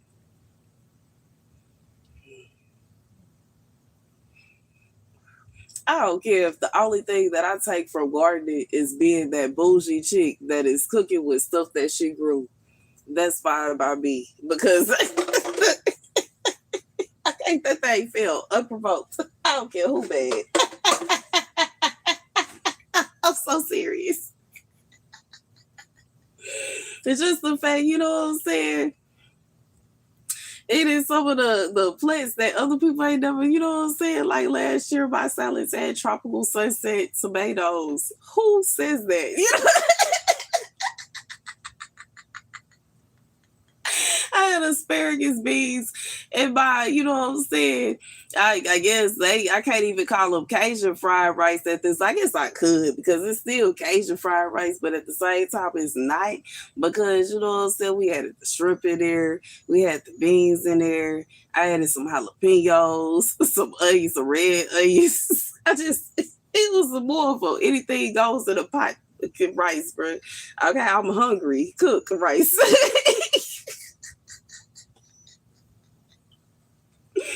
But that was, you know what I'm saying, the original goal of my garden. If it's a situation where I got bare minimal ingredients, I want to be able to come out here and make me a meal, yo.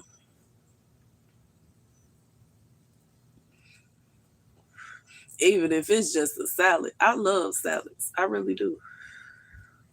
Low key, when I first decided to move off grid, I bought like 10 different containers of salad. I had like 10 bottles of $1,000 and 10 bottles of Italian dressing.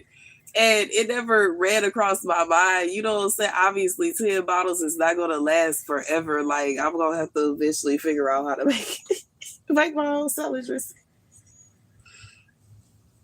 And once again, this is something that I didn't even realize ain't even that hard. You know what I'm saying? It's really not that hard to. But I think that's gonna be next year. You said that's what you trying to learn. This not the same food, straight up.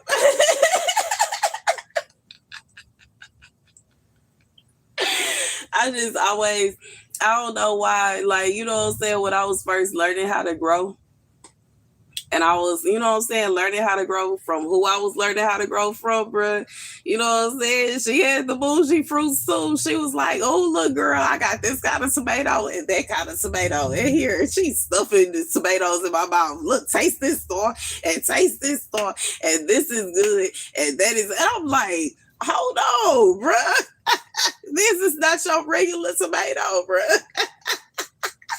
This is not your regular cucumber. And I think that's what I love. Even with the eggs, bro. This is not your regular egg. This is a blue egg. Since from where, bro? This is a seafoam green egg, bro.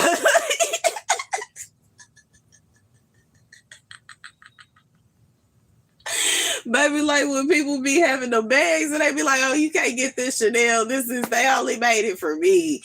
Baby, this is a seafoam green egg, bro. I just try to get your chicken to duplicate it, bro.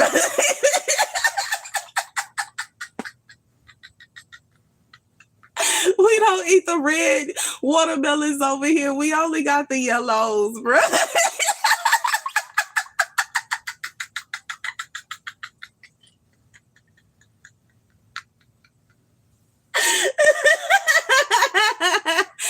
I'm so silly, bro. He said the meat so streaky now. Baby, it's tough. And see, one thing I learned living off grid is when you are able to invest, you know what I'm saying? When you are able to transmute the money that you would spend on vegetables towards meat, you can actually get the luxury. You can afford to get the luxury food. That's why we could afford tuna steaks. This is why we could afford cod steaks. This is why we could afford to have salmon, the whole, fresh salmon, bro. You know what I'm saying? Why? Because we didn't have to worry about vegetables. for the most part. We ain't have to worry about fruits for the most part. We ain't have to worry about eggs for the most part. The only thing we had to worry almond milk and meat. You know what I'm saying? And rice. You know what I'm saying? Then even with rice, they had so much dang rice stacked up. We didn't even have to worry about that. She made her own tomato sauce. And so we ain't have to buy no tomato sauce. We ain't have to buy, you know what I'm saying? You can make salsa. Salsa is, you know what I'm saying? I'd rather pico anyways. I can't stay. Salsa is good, but I'd rather pico, bruh. Because all you need, dice them tomatoes up, dice up some onions, dice up some peppers, and there you are. Okay, put some lemon or some lime on top of there, and you got it, bruh. But and I know how to make I like the green sauces, green sauces. But you have to grow the what is it, the tomato, and then you have to grow. You have to have avocados and sour cream, onions, and is it cilantro or parsley? It's one of them. I know how to make it. I learned because I love me some chewies. Y'all know what I'm talking about, the chewies restaurant, bro. I don't know if they only in Texas, but baby, they get Tex-Mex. They got some good Tex-Mex over there at Chewy's, bro. I love that green sauce. I figured out how to make it, but simultaneously, I'm okay with pico.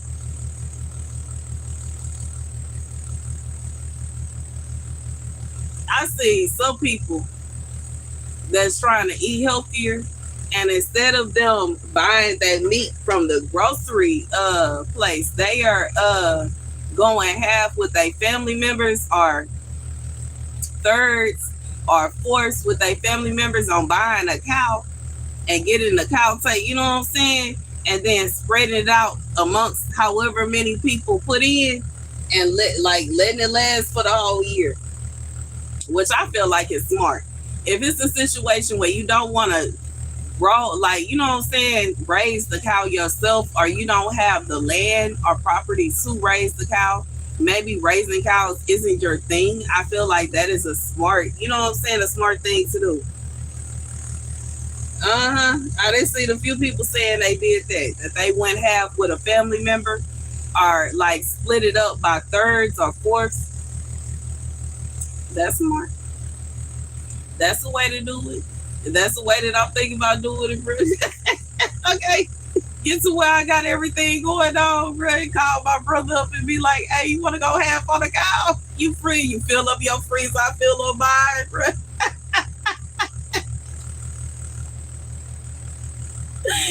I'm serious. The baby have to have the freezers jumping. Cause I for sure, you know what I'm saying? That's what I was doing with the fish. Anyways, I don't know if y'all, you know what I'm saying? Y'all that's OGs on my channel and watch my videos when I was staying off grid. When I would come back from the city, I would sit there and like separate the fish into where it was 2 portions in a bag, and then I would put it like in a little sandwich bag. Then I would wrap the sandwich bag up and put it in a paper bag so that it would stay in the freezer. And I write on the paper bag exactly what it was. So when I wanted to cook whatever, I would just go in the freezer, grab the bag. I knew it was enough for me and, you know what I'm saying, my ex, and go from there. Yo, you take it out, thaw it out. Everything else remains frozen. You don't have to worry about de-thawing and freezing and de-thawing and freezing. Everything is already exactly the way you want it to be. I feel like that's like one of the smartest ways to do it, especially if things start getting tight.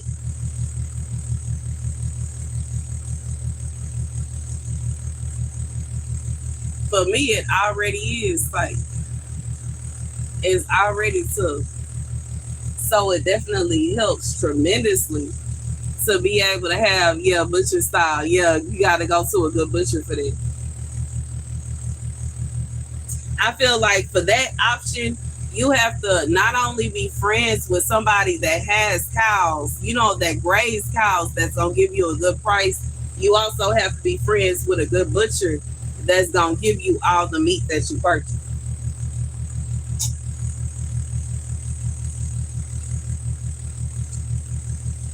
And I know that these are mostly options for people that are living off grid, are close to being off grid, or like in a town or something like that. But it is an option, you know what I'm saying? Get to know you a farmer that have them some cows already. They have, you know what I'm saying? You just go and buy you one, and or buy half of one, you know, go half with somebody, and that be your meat for the whole year. That's how some people do it, yo. And they separate it and last, you know what I'm saying, the whole time, a half a year, a whole year, a half a year, however long it lasts you, and put it in the freezer and not have to stress yourself about going to the store to get meat. You know what I'm saying? If you go into the store, it's for like minor things. And if you got a garden, then the minor things even become even, you know what I'm saying? Because for the most part, I can't stunt in the States. Well, we mostly have to buy the type of stuff. Rice, pasta. Rice is just hard to grow. You got to be on the level expert. You got to be on the expert level to grow rice. Rice is hard. Rice is hard. It's hard. It's hard to grow. But once you know how to grow it, it's one of them things. It's hard to grow, but once you learn how to grow it, you can't, like, you know what I'm saying? Who can stop you? You can eat rice by itself. That was the first thing I learned how to cook. That's the first thing my daddy showed me how to cook, is how to boil rice. I used to shock people. They be like, you know how to boil rice without a timer? Sure do. That's the first thing my daddy taught me how to cook. That's a poor man's meal right there. You can build off, you can do anything as long as you got rice, bro. You can do rice and beans, rice and peas. You can do rice and eggs. You can do rice with any kind of meat. It's a banger, bro.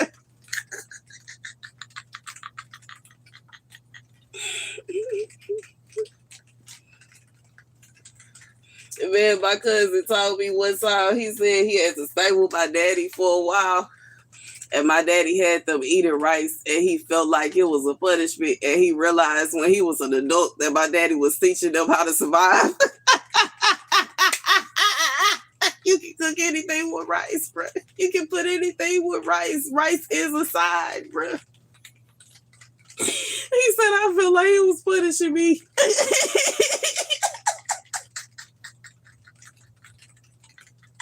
I am crying, laughing, bro. Oh, I miss my cousin, bro.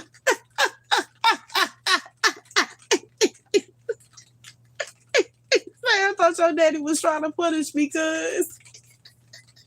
And I realized he was really giving us the game.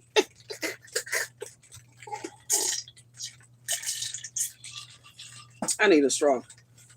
But I don't feel like going inside to get it. But yeah, that's so funny. When I get to that level, baby, I'm unstoppable, bro. Once I find out how to grow rice, bro. Hey, what's up, living, baby? I made the recipe that you taught me. Okay, it is sitting here in my pocket. I made some nutrients. Okay, that was that. Boy, am I glad to see you. I made the nutrients that you told me about. I made the bananas and other little scraps. And you know what I'm saying? I also put some basil in there, and I put some basil in there.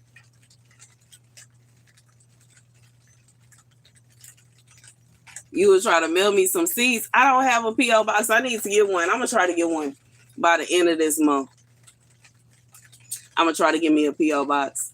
But I made me some nutrients, and I'm so excited about it. And sadly, it's raining today. I might go ahead and still, you know what I'm saying, give my plants the nutrients, because I'm excited to see how they are going to react to the nutrients that I literally made, you know, from the heart for them, like with my own hands. I want to see how they gonna react to it. I'm excited.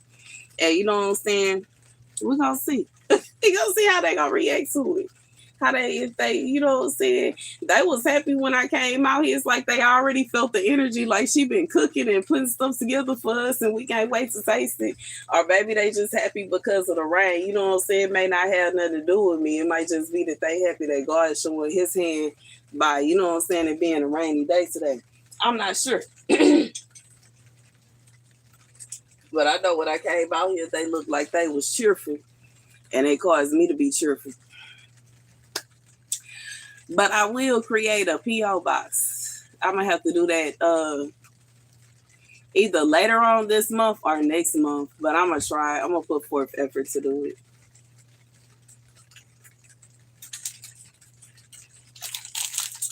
But I did maybe some nutrients. I'm excited about that. It started back raining, so I'm gonna have to wait until it stopped raining again so I can go out and get some water in my buckets. Unless I could just sit my buckets, I guess, outside the greenhouse and let them fill up. That's the lazy way of doing it. And let them fill up with water from the rain.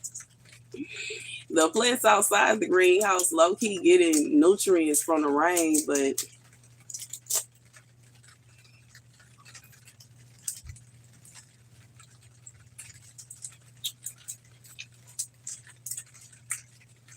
a 10-to-1 ratio.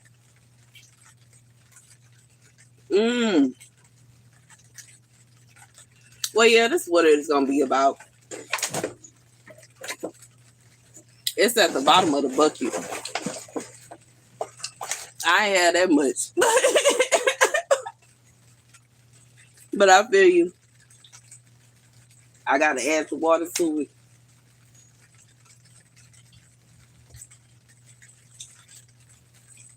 But I am excited to give my plants the nutrients that I made for them.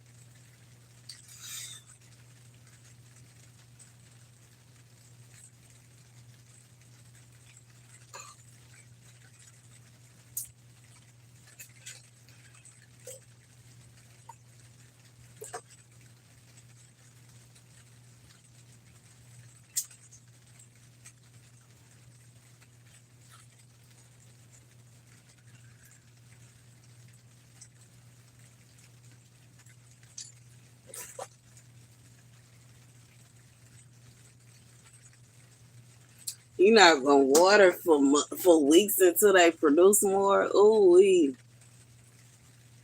now I don't know if I could do that. I don't want to punish my plants, but it's raining right now, low key.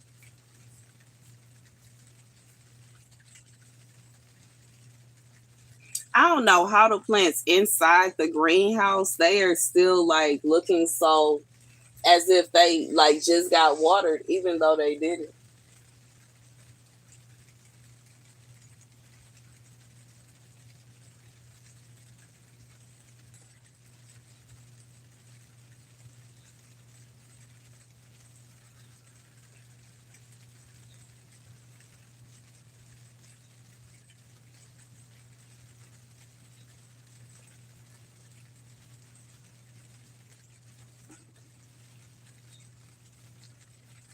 But I think at this point, at first when I started my garden, my whole idea was to grow things for me to eat now. And it was more of a mindset of right now.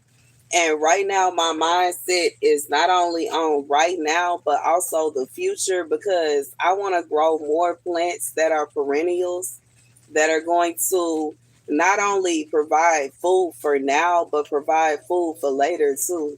So, I am happy to learn that a lot of the plants that I have are going to survive year after year, especially being that I stay so far down south. You know what I'm saying? I am really hyped about my asparagus plants finally giving shoots, bro. They finally gave me a little asparagus shoot. It's so small. I hope and pray that, you know what I'm saying, it do its thing.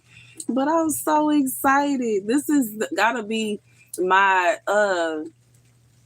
third, possibly fourth time planting asparagus, and it finally produced a shoot. The government is trying to breed all the seeds out of food. Oh, that's awful, bro. If something happened, you know what I'm saying? Because I learned, you know what I'm saying, the other day that there are some countries that are still eating like they are on, you know what I'm saying? What are they called? What is it called? Radishings or whatever it's called, where rations.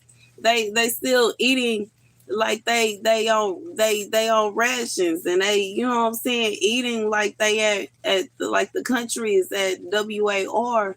Meanwhile, they could be growing food and growing herbs and all kind of stuff to kind of, you know what I'm saying.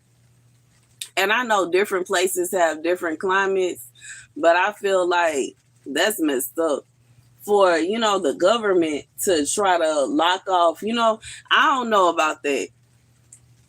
You know what I'm saying? Because I don't receive like government assistance at this point. But when I used to, you could buy seeds with your food stamps. I don't know if people know that. You can. You can buy seeds with your food stamps. And like, because it's like it's the cheapest way to grow, like to have food. And I don't think that the current president is against that. And the only reason I say that is because it's like not only does it save the government money, it saves the citizens money, because you're not going to have to pay your tax dollars towards this person getting vegetables and produce because they are growing it themselves. However, how many people are going to actually do that? I don't know. But when it comes down to it, I feel like it will help like tremendously for people to, you know what I'm saying, at least grow what they can, at least grow what you eat at the very least. You know what I'm saying? I understand not growing enough for everybody. And you know what I'm saying? I know it sometimes he get confused when people see how much basil, how much green basil I got, lemon basil I got going on back here. They think I'm trying to feed a nation. In reality, I can't control that it, you know what I'm saying, it kind of started doing what it do.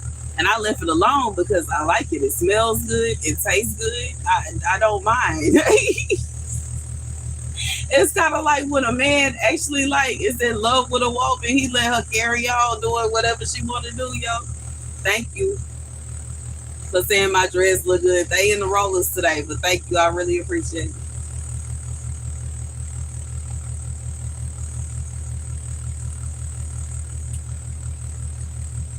You said it was just a thing that they were proposing. Mm-hmm.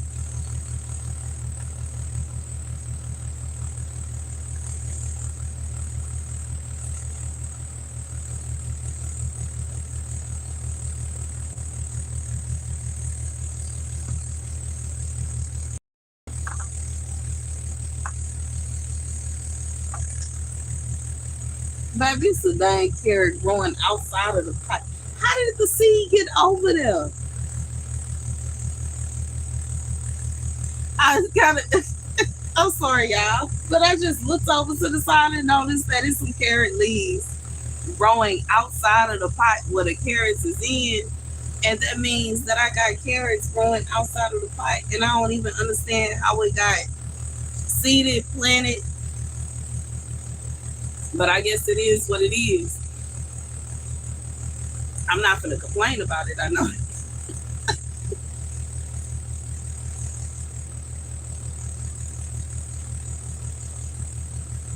Hopefully, my carrot leaves get real big and beautiful this year.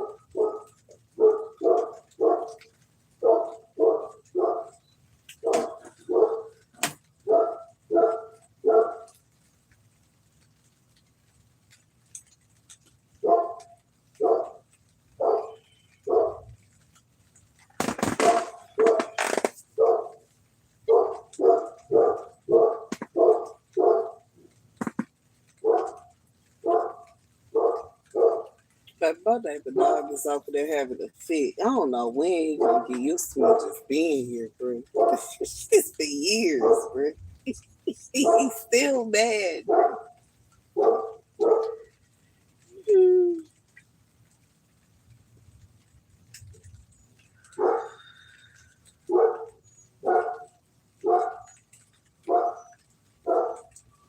But I get it because when I had my little dog, bro, I ain't like her getting used to people. I don't care what nobody say. You know what I'm saying? Just trying to convince my dog that it's okay for them to be around no vet, bro. Cause you try to sneak in here, she needs to attack. Even though I don't plan on attacking though, you know what I'm saying, sneaking into nobody else. But when it come down to it, I do understand a guard dog is supposed to remain a guard dog.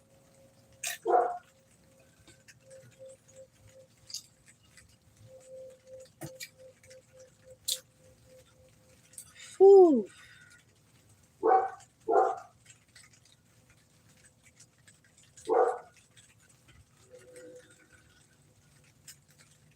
My rollers keep on knocking into my little flats back here. Ooh, I'm trying to find a soft spot. They so tender.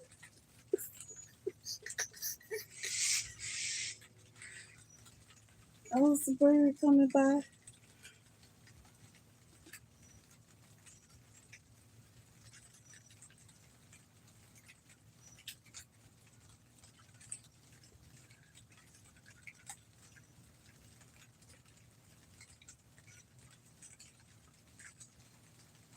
Baby, I just got to bring a bag out here to throw out this stuff in this ashtray.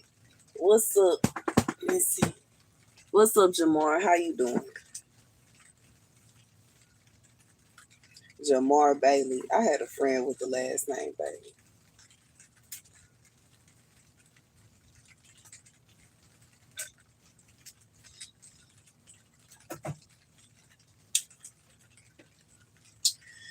How you calling me, baby? I can't even. What's up?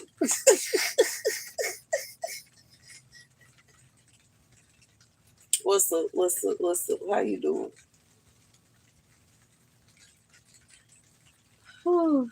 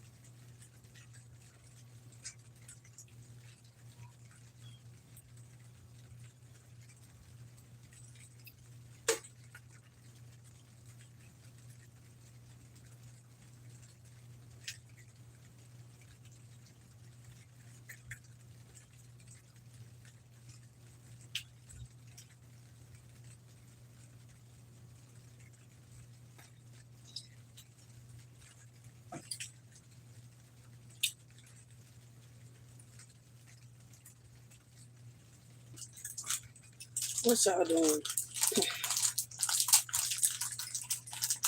on a Monday?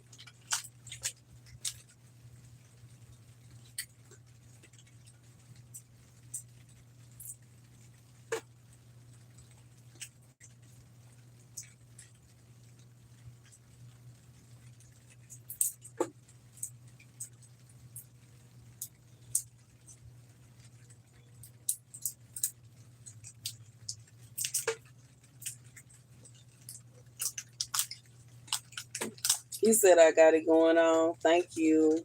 Thank you for asking people to like, share, and subscribe. I really appreciate it. Y'all, my baby came back with his little haircut. He looks so fly. He looks so fly. And I can't say, looking at him with his haircut, it reminds me of the dream I had of him when I was pregnant. Okay. And now this is when I wasn't even showing that I was pregnant, but I knew I was pregnant. And I had this dream of him. And it's wild because like my head itching. It wasn't even a situation where we was in, like, we wasn't at my mother's house. We weren't at his father's house.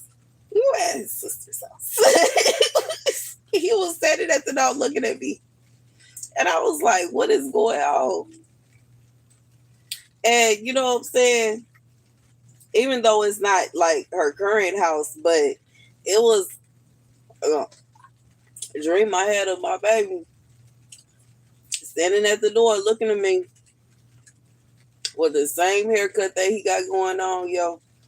A tad bit taller than he is right now. Exact same skin tone, exact same face, exact same haircut. Looking at me with the smile that he got. I can't even describe, his smile.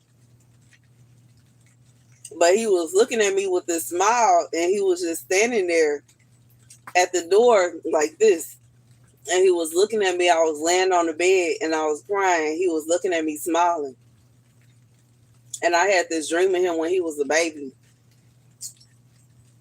And now as he's going into being a teenager, he said that was a quantum leap. I feel you. And now as he's going into, becoming a teenager, I'm just like,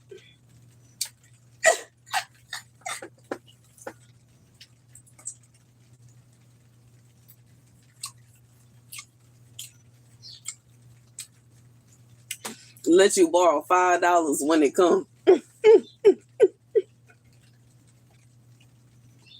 Now, if I receive $5, I'm gonna have to give you $5. You're gonna have to email me how I'm gonna send you $5 though. You have to hit my email up with whatever it is. I don't have no cash up, but you're gonna have to email me whatever way that you need me to send you this $5.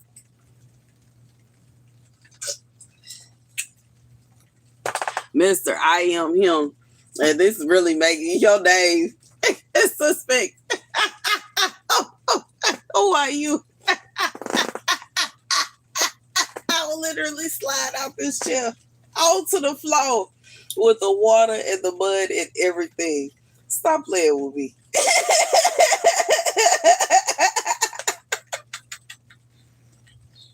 You said my head was itching.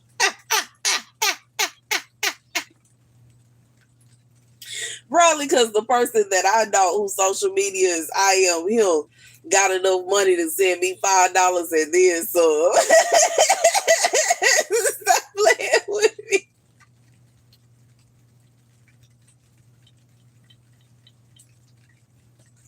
And let me alone, dang it. But if you not here, okay, when I get it, I'll give you $5. Okay. But if you is the person that I'm thinking of, stop playing with me and send me $5 times 100.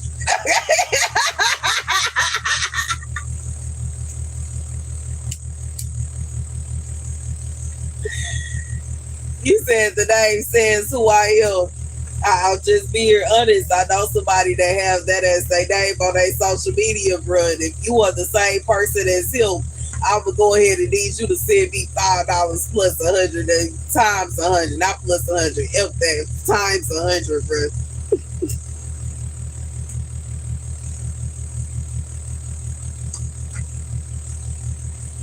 I just realized what your name said, but we can blame that on the branding.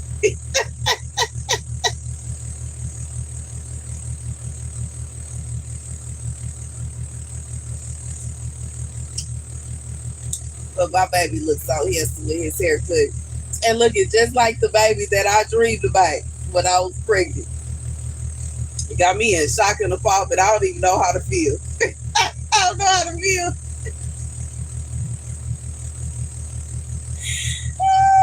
I don't know how to feel. I guess I just feel how I feel, yo. Knowing that he used to be so small, he fit right here on my chest, while simultaneously knowing that the dreams that I had when he was in my stomach are true, and he is literally, you know what I'm saying?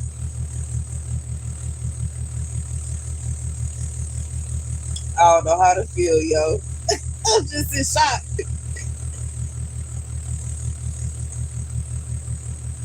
And that was before I spoke any prophecy on YouTube, yo.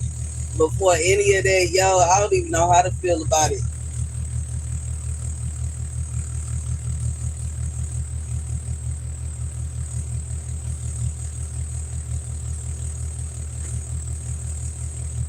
I know I love my little baby. So look at my little baby. Baby, you is just flying out or it's growing straight out the ground. Ain't nobody planted you. And you just over here doing your thing, bro. You get so close to me, you can touch me if you wanted to. Next week you gonna be in my chip. I see my little plant right here. Next week she gonna be in my chip. And I did not plant her. I didn't sow not one seed. She just grew up out the ground on her own demand, on her own command, and doing her thing, just over here looking so beautiful and pretty. Haven't put no nutrients or nothing. She just over here just shining, doing her thing, bro. I love it. Whew.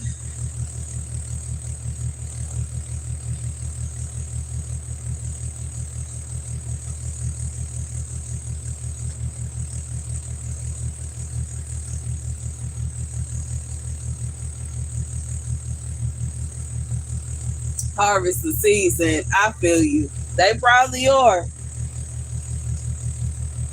They probably are because they is just like I can't say one thing about this lemon basil. When it does fall and start to, you know what I'm saying? It just you said you didn't ask for money. I'm not talking to you.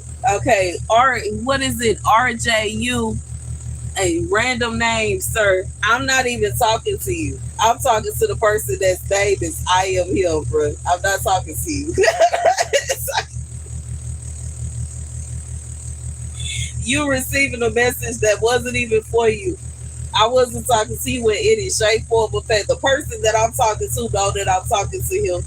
And if it's a situation where you feel like you are him, sir, you got way too many pages and whatnot going on my channel, bro. You only need one, bro. Don't be talking to me from five different. You confusing me. Don't you see? I'm sitting up here sipping on this. Don't start with me. you, know, I know who I'm talking to, okay, and I know he know who I'm talking to. Don't confuse me. If he watching my channel, he needs to stop playing talking about send him $5. Send me $5 times 100 and stop playing with me. Don't try to confuse the situation.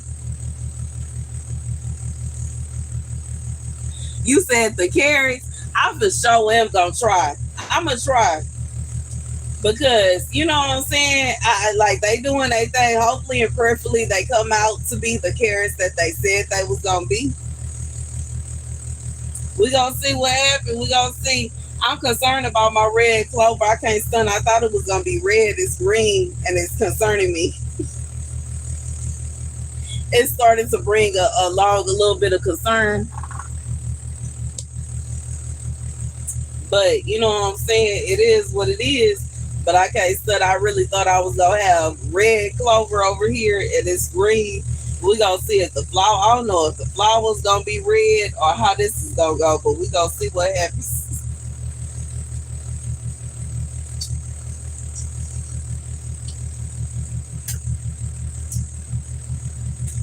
You love my smile. Thank you.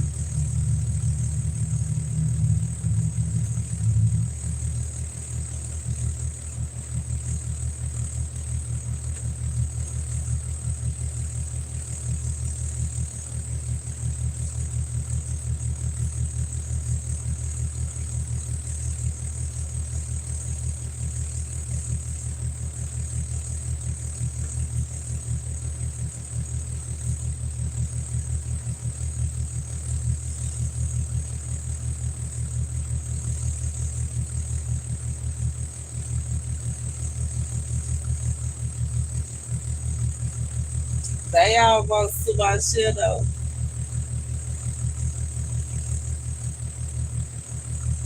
You finna start your fall crops and it'll be your first year trying it.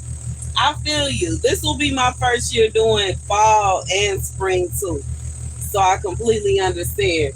I can't think. I don't feel like my fall.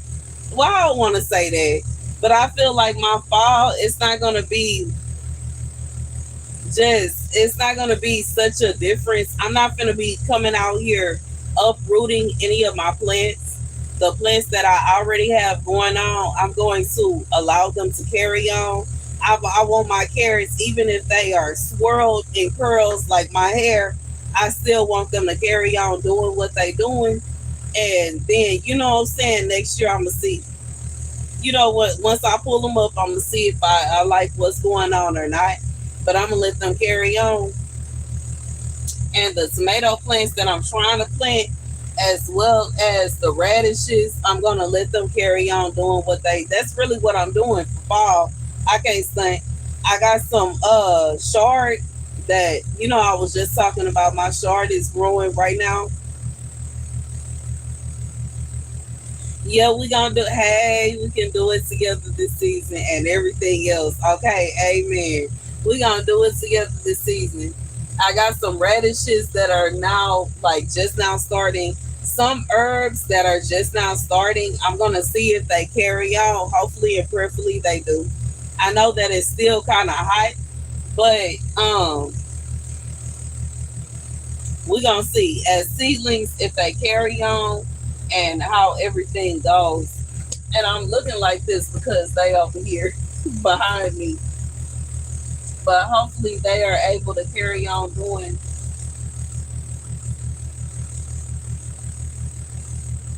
Hopefully they're able to carry on doing what they supposed to do.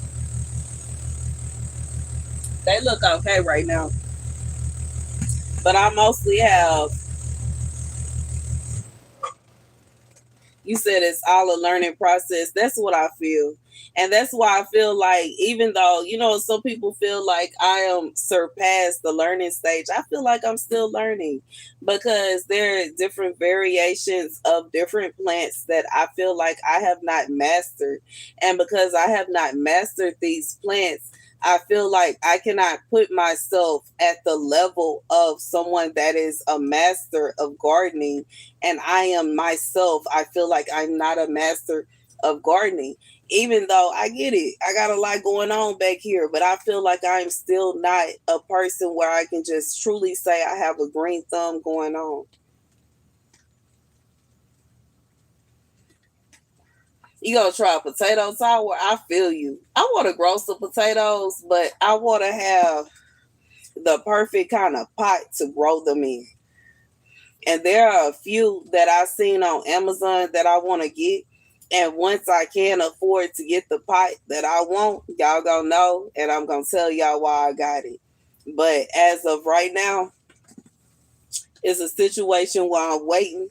We playing the waiting game until we have enough monies to get what we want, okay? And until we can get what we want, we just gonna do what we can, okay? And I praise God that doing what I can look like what it look like. You know what I'm saying? But I really want to do what I want. And you know what I'm saying? Once I can do what I want, okay, right here to God, baby. Okay, we gonna do it together. Praise God. Okay, we gonna do it together, yo. But right now we just go, you know what I'm saying? Slowly but for surely doing what we can. I'm happy I got my little pepper plants. They didn't got so dang big this year.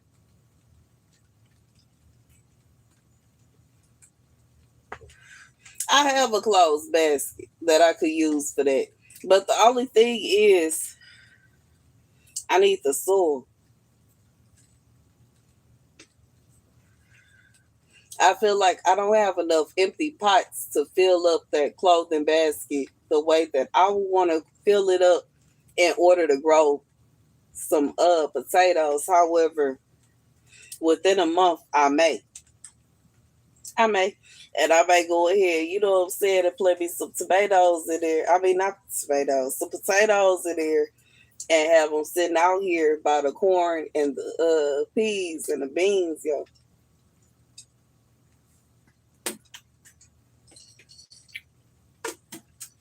But right now, it's a situation where we just gonna see what happens. And I'm just happy with what I got going on. I can't say.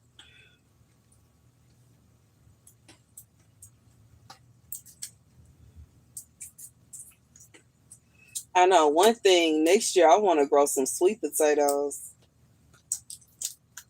I feel like it's just part of my heritage. I just gotta grow me some sweet potatoes next year. But and some yams.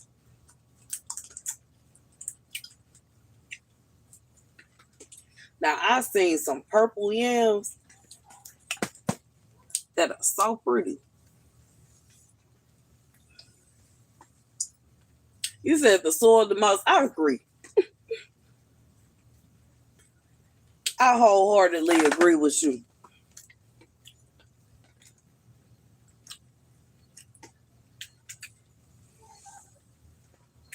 Dang, did a fly just try to take my mouth, bro? The soil is one of the most expensive things because you gotta mix so many things. It's like even when it comes to my things that are like flourishing right now, like I had to mix cow manure with regular mulch and then regular gardening soil in order to get the right kind of mixture going that will keep the plants happy. And when it comes to the plants that I have out here, I think two of the pots I am going to be able to plant other things next year. But one of the pots is a plant that like it survives year after year and but it's a perennial. And because of that, that pot is going to be designated for those plants. And once I have my own house, I'm probably going to, you know what I'm saying, dig out a little area and put them in their own little spot.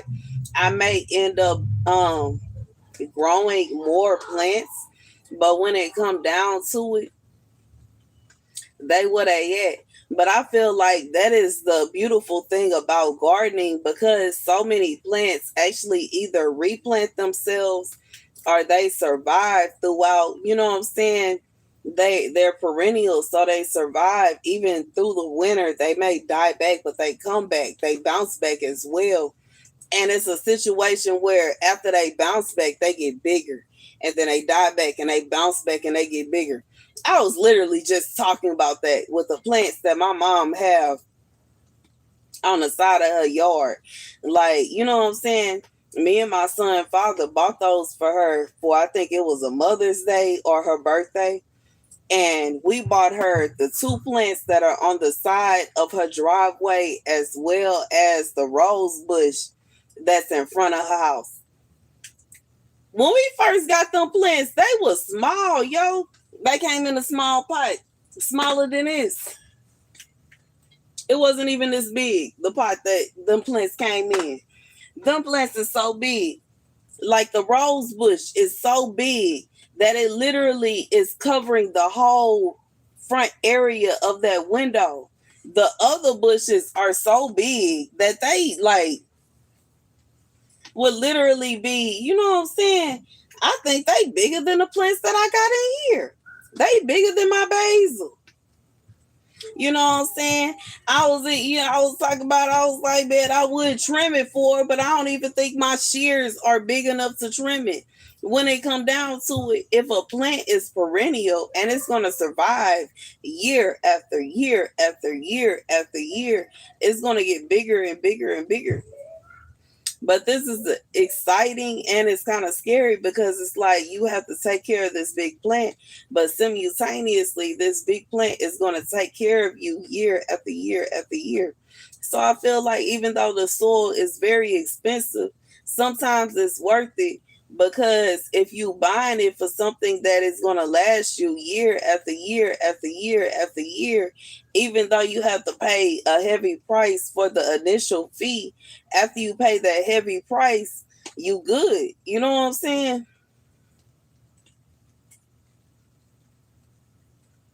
Did I make a use a company to make compost? I did not.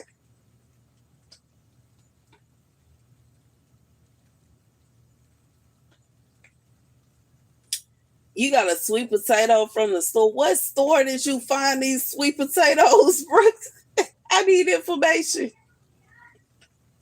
No, I didn't use the company to create compost. Matter of fact, my compost is going on right here in my little pink little pot that's sitting next to me. In this part right here, I take whatever like grass or weeds, even if it's a situation where I'm out here trimming or pruning my plants, and I take it and I put it in here.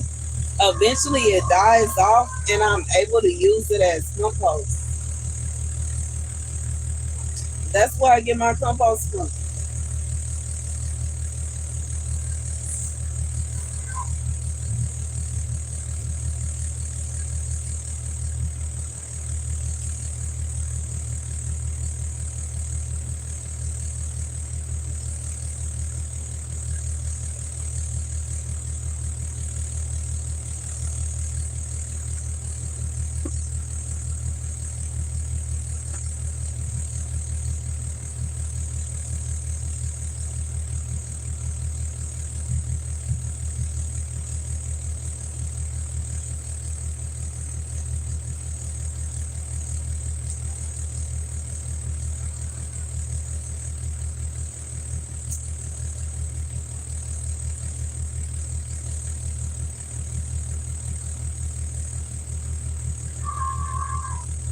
There. Okay, let's.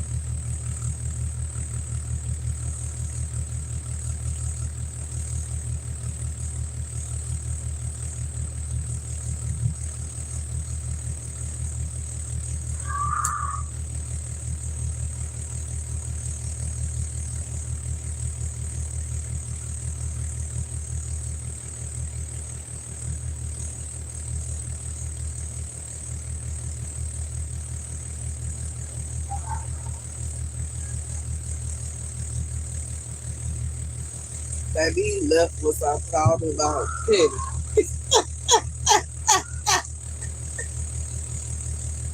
Petty boo.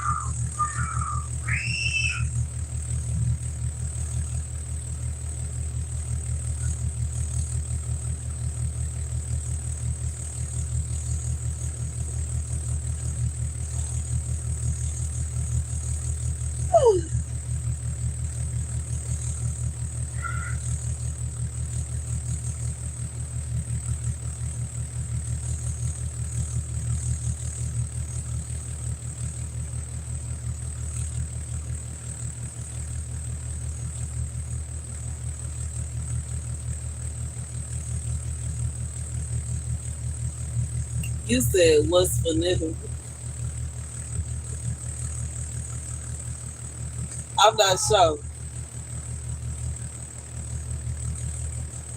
Honestly, I'm not sure what's for dinner today. Mess around with me. I don't even know if I'm gonna eat dinner. I'm pretty sure my son ate already.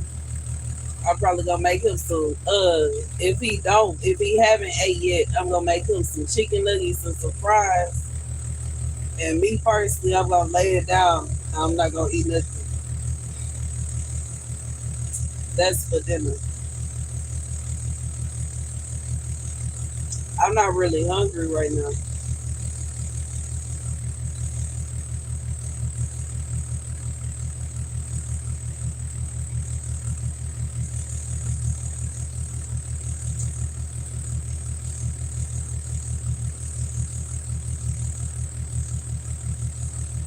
What you cooking for dinner tonight? I am him. My phone almost fell over. Baby, the phone miss.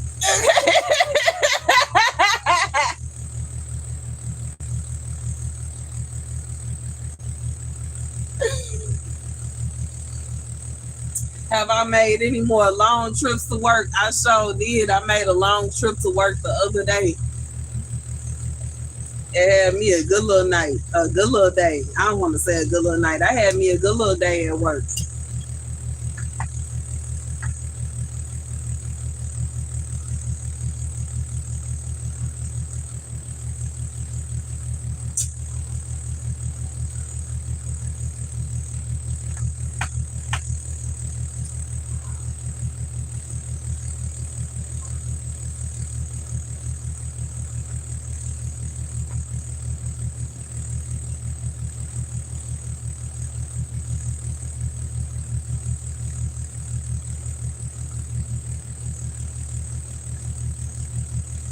You finna have two pepperoni hot pockets.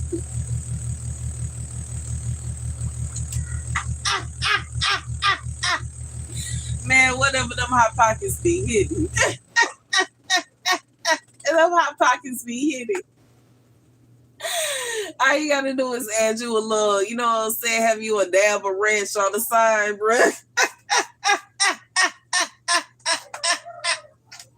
Hot pockets with a dab of ranch.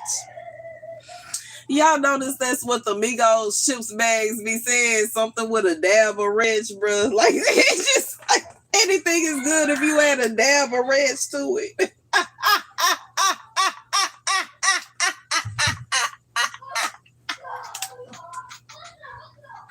It sound like the type of meal, bruh. What are they, rap snacks, bruh? Sound like the type of meal you have when you standing on the block. Whatever with a dab of ranch. Epic. We're not going nowhere, like we said. We staying right here.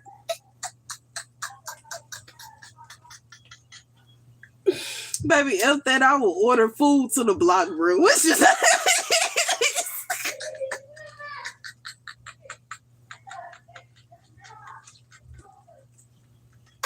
be looking at my ex like, bro, you got me effed up, bro. We will order fish to the block, bro. We will order chicken to the block, bro. Burgers to the block, bro. We is not finna eat a hot dog, bro. I'm good.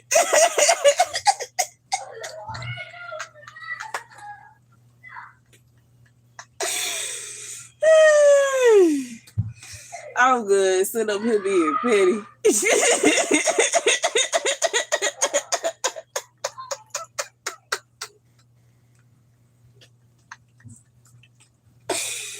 And just looking at my plants and happy, whatever. Sit up here being petty.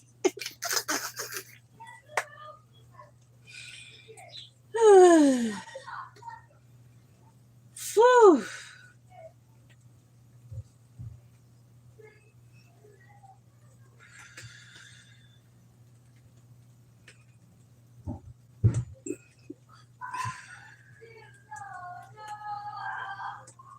Excuse cursing.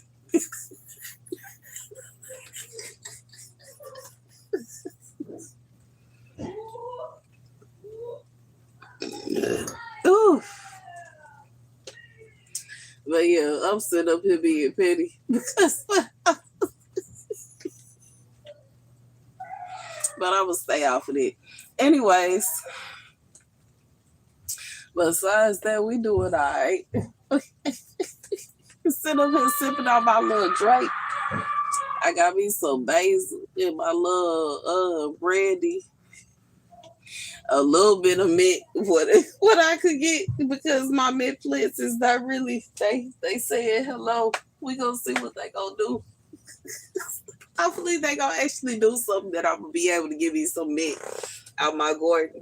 And y'all, you know what I'm saying? Y'all gonna see me out here with my mint and brandy and whiskey, etc. But right now, y'all see me with my basil and a dab of mint.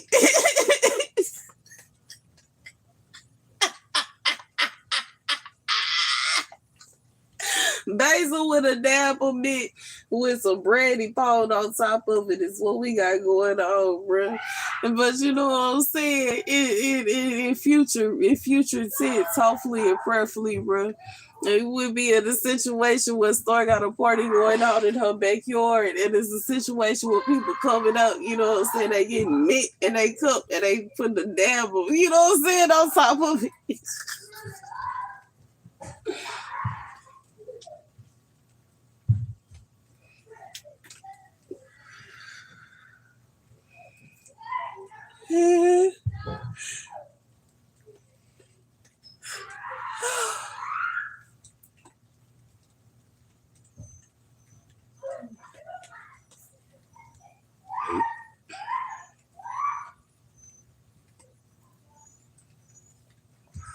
That kids sound like they torturing each other.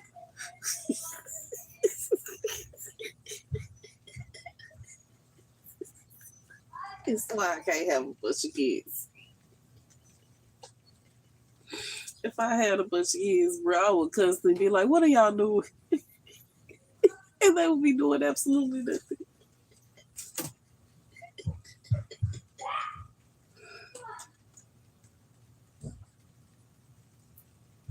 I low-key think I do that with my one. He start getting loud on the game. I be like, what is going on in here, bro? He like nothing, but what you talking about?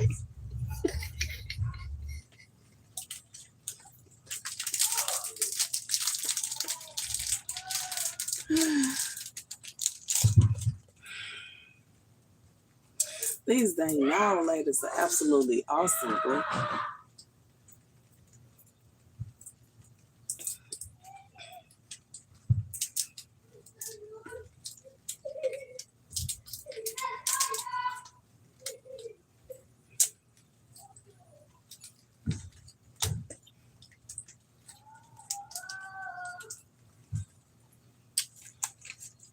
Hmm.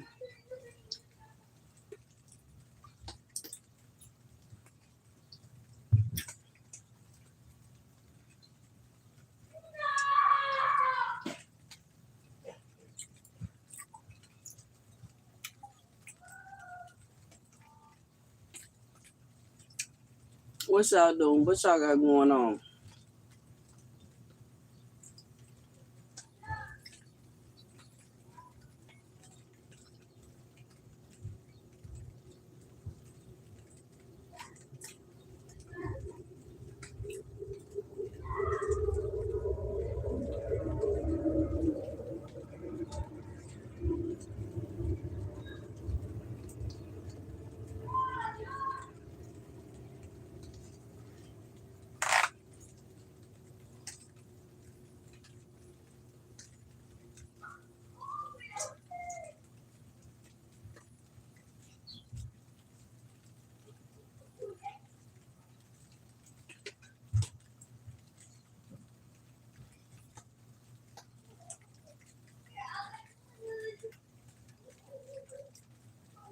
You about to go in the STU. What is the the studio?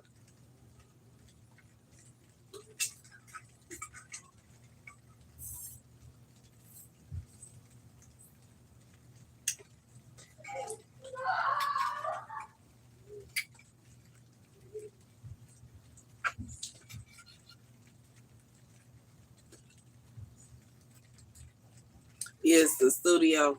So what you make music?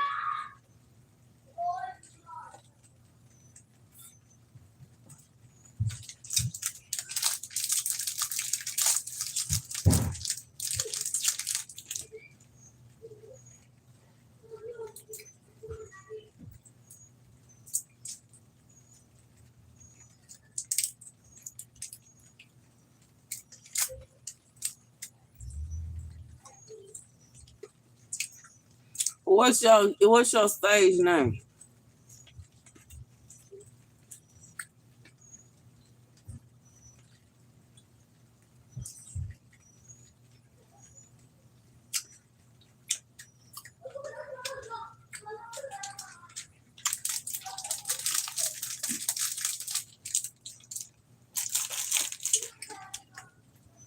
Blaze.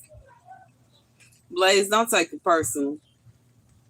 I ain't trying to be all up in your business.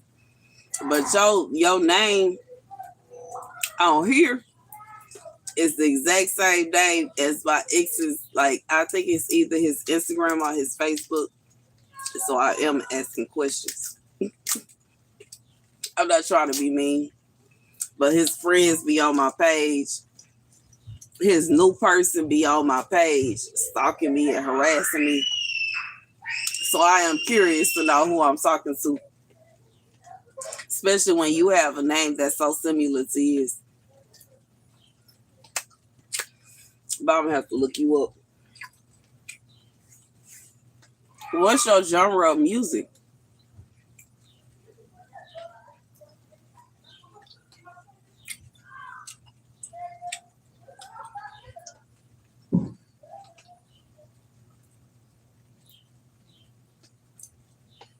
What's your genre of music?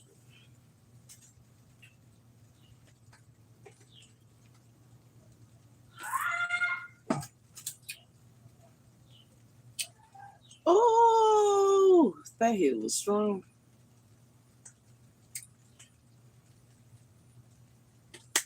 I'm so mad. Gospel, soul, and R&B. That sounds good. I'm gonna have to look you up. Do you have an artist channel on YouTube?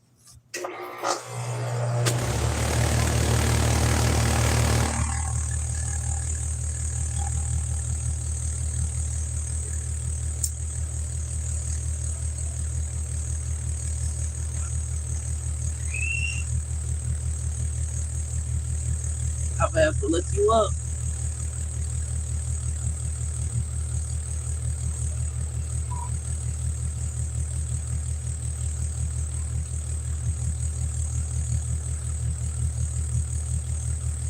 I know I'm finna try to get my plants these nutrients once I finish this cigarette. At least get halfway through this cigarette.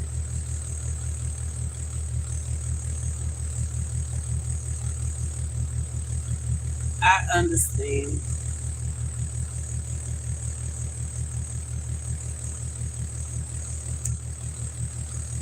Let me know, okay? Because I ain't trying to make you feel discouraged, etc. Okay, but it is I can't say ironic like a mug because your name is exactly what his name was. Okay, I'm just being real. I ain't trying to be mean. I know that sometimes I ain't trying to be mean though. But you know what I'm saying? It is kind of confusing because sometimes people, like I said, most of the people that come on my channel are people that I know.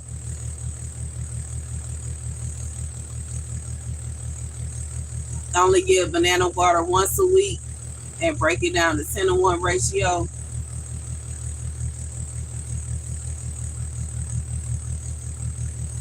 I feel you. That's how I feel too. I want to look it up just to listen to it and see what's going on. You know what I'm saying? You did. I ain't trying to get on you. Okay, I ain't trying to make you feel no kind of way. But I can't say that is exactly what my ex name was on social media. I am him. Exactly. So I'm trying to see who are you? He's coming on here with my channel with his name. It is gonna make me. I'm trying to heal from him. I'm trying to move on. You know what I'm saying? I'm trying to move on about my married little way. and mind my little business.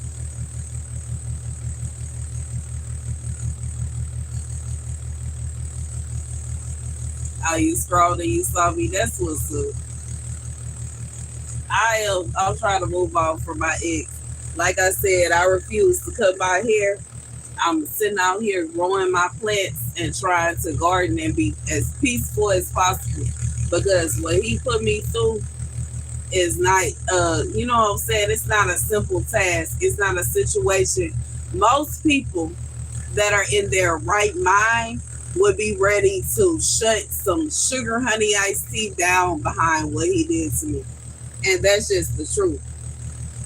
But when it come down to it, I'm trying to let it go and move on about my life and find me somebody that is going to treat me the way that I deserve to be treated.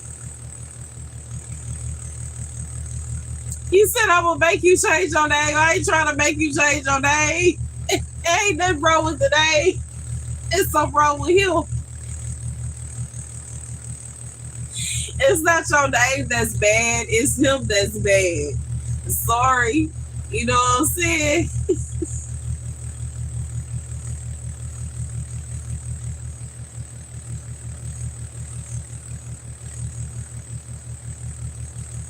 It's a difference. I ain't trying to make you feel bad for your name being what it is.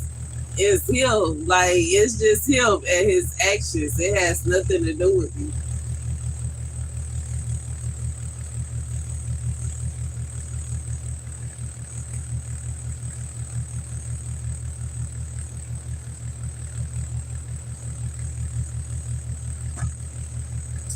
And that's the end of my drink. I think I'm gonna use the restroom, neutralize my flowers, my plants, and relax.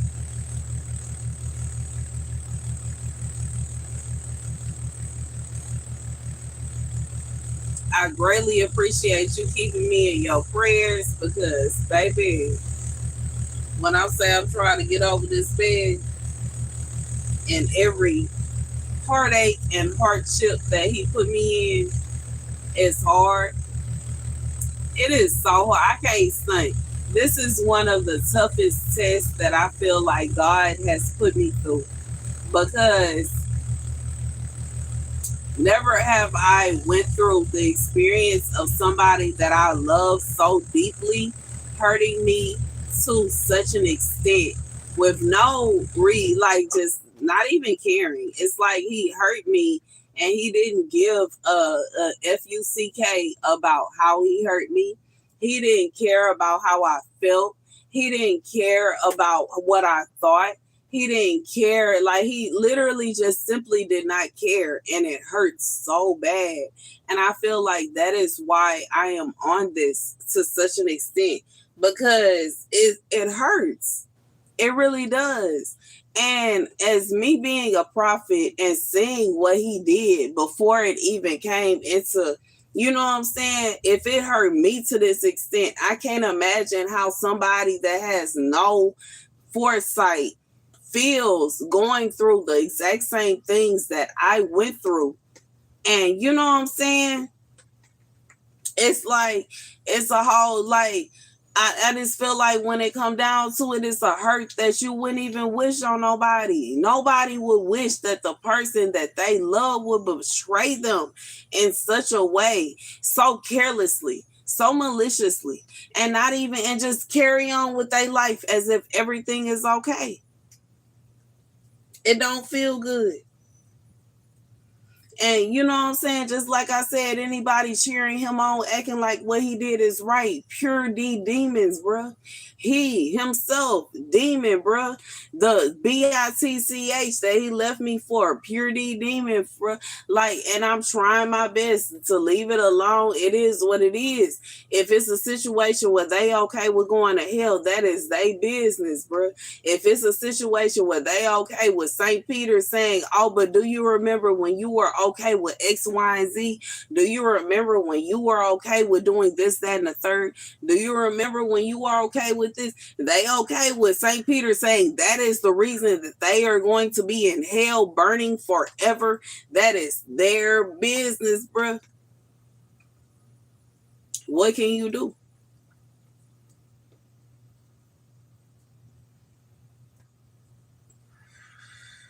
You said love with the family outside. I feel you. It is what can you do? Okay, it is what it is. You can't control what somebody else do. And you know what I'm saying? Just like the scriptures say, it's ours to extend, yours to accept or to reject. You can't force somebody to reject the ways that, you know what I'm saying, the ways of God, the ways of Jesus Christ. You cannot force somebody to accept Christianity. You cannot force somebody to accept living their life the way that God wants them to. They have the choice to accept it or reject it. But the only thing that you take from that is that ain't no blood on your hands. You know what I'm saying? Even as I said, ashes got all it is what it is, bro. If them ashes get on you, bro. But it's better to have the ashes on you, bro, than for you to have blood on your hands because somebody insisted on going that way. Now they can't sit up at you know what I'm saying, in St. Peter's face and try to argue. Oh, I didn't know. I didn't realize. I did this. I did that. He gonna be like, hey. We're gonna go back to this exact date when you were actually, they clarified it for you. Okay. You know what I'm saying? Regardless of St. Peter, God, Jesus Christ himself instructed somebody to clarify for you. If you choose that woman over your wife, you're going to hell, bruh. That's what it is, bruh. Ain't no situation where you can sit there and try to argue with him, bruh. He gonna and you gonna and drive right down to where you going, bruh. And that's just what it is. And nobody finna sit and argue with you and fight with you and go back and forth, baby. Ain't nobody got time for that, bruh. Even when eternity is the time limit, bruh. Nobody is finna sit and go back and forth. Nah, F that, bruh. You had your opportunity to repent. You had your opportunity to turn away. You had your opportunities to turn back, and you insisted on going that way. And a wild thing about it, I'm going to say this and then I'm going to take a break because I got to go to the restroom. But God is leading me to say it, so I'm going to say it. Don't let it be a situation where you end up passing away before the time that you thought. And you sitting up here thinking that you have all this opportunity to repent. And you thinking that you have all this opportunity to change and you have all this time to turn your ways around. And with this woman, I'm going to be different. And with this one, I'm going to be good. And with this one, I'm going to do this. God said, he said what he said. It can't be a situation where you went from this woman that was treating you like a king to this woman that's treating you like trash. And because she can do more for you than the woman that was treating you like a king, you gonna treat her like a queen, and you think you gonna work it into heaven. God said what he said, and if it's a situation where he said that there is gonna lead you into hell, that's where you going. And that's this. I'll be right back. I gotta watch my purse.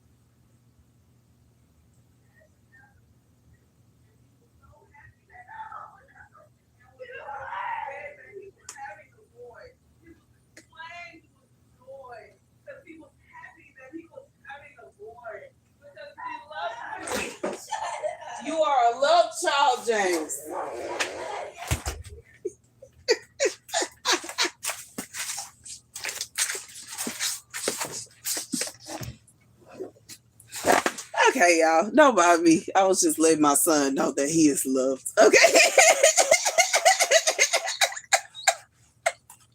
And it's in a way that is a tad bit more crazy than Harry Potter's mom. Okay. She said, "You are loved, Harry. You are loved." Baby, I went. You are loved. Okay, we loved you. We planned you. We loved you. You're everything. We love you so much. Okay. You said a double-minded man is unstable in all his ways. Ain't that the truth?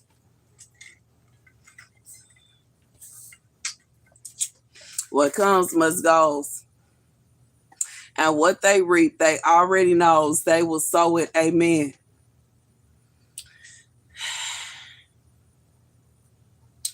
I feel you.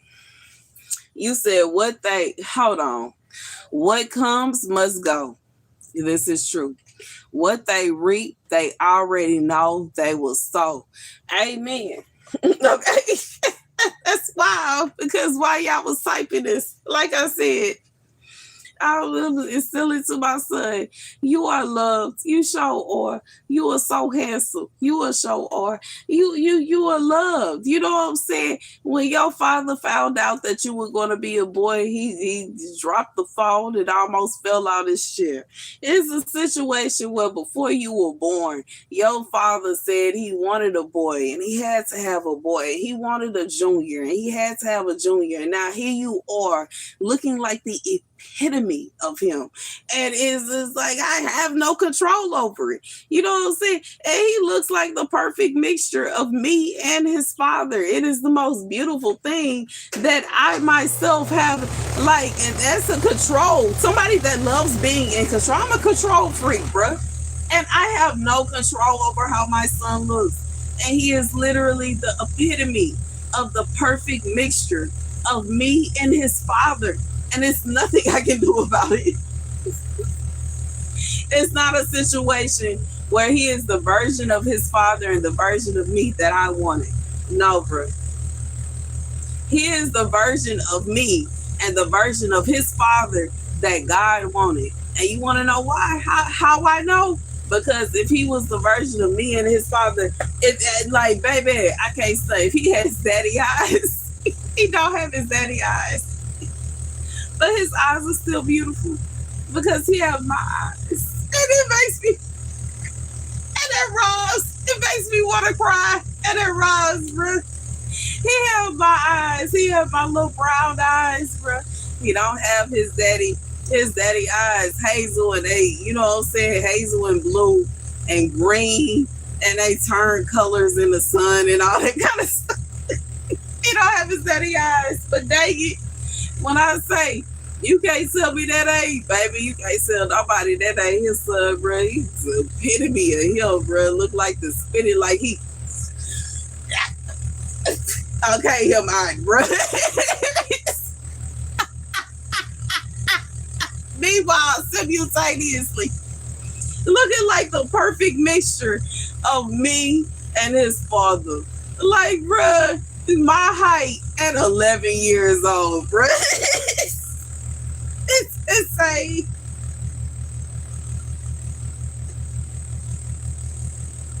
He is just so handsome. And I don't even know what to do. Like, my son is just so, he is the perfect mixture of me and his dad. It makes no logical sense.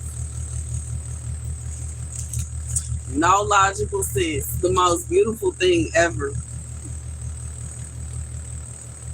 I don't even know how to feel, bro. The most beautiful thing ever. The most light. My son is literally the perfect mixture of me and his father. Haircut, I say haircut. The haircut, his personality. You know what I'm saying?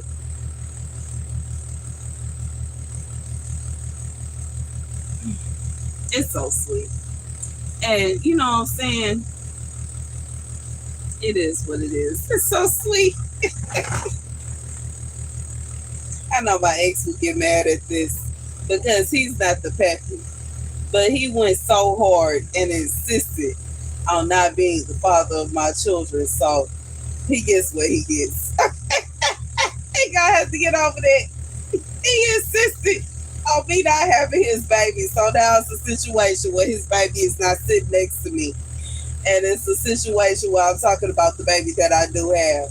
And he gonna have to wholeheartedly kiss my entire behind. And that's just what that is. Okay.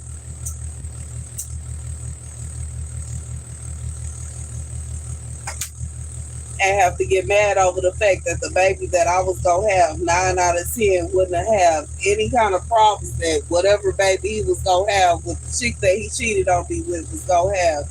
And that's just what it is. It is what it is. I don't know what to tell you. You know what I'm saying?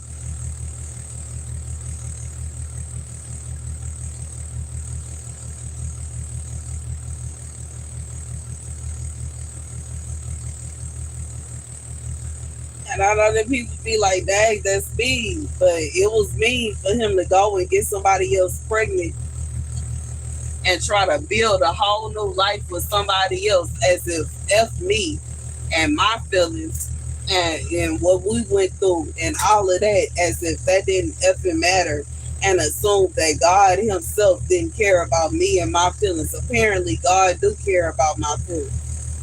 Apparently God do care about how I feel.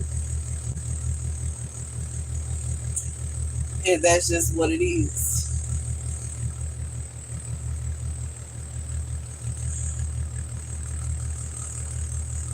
Just like David, bro.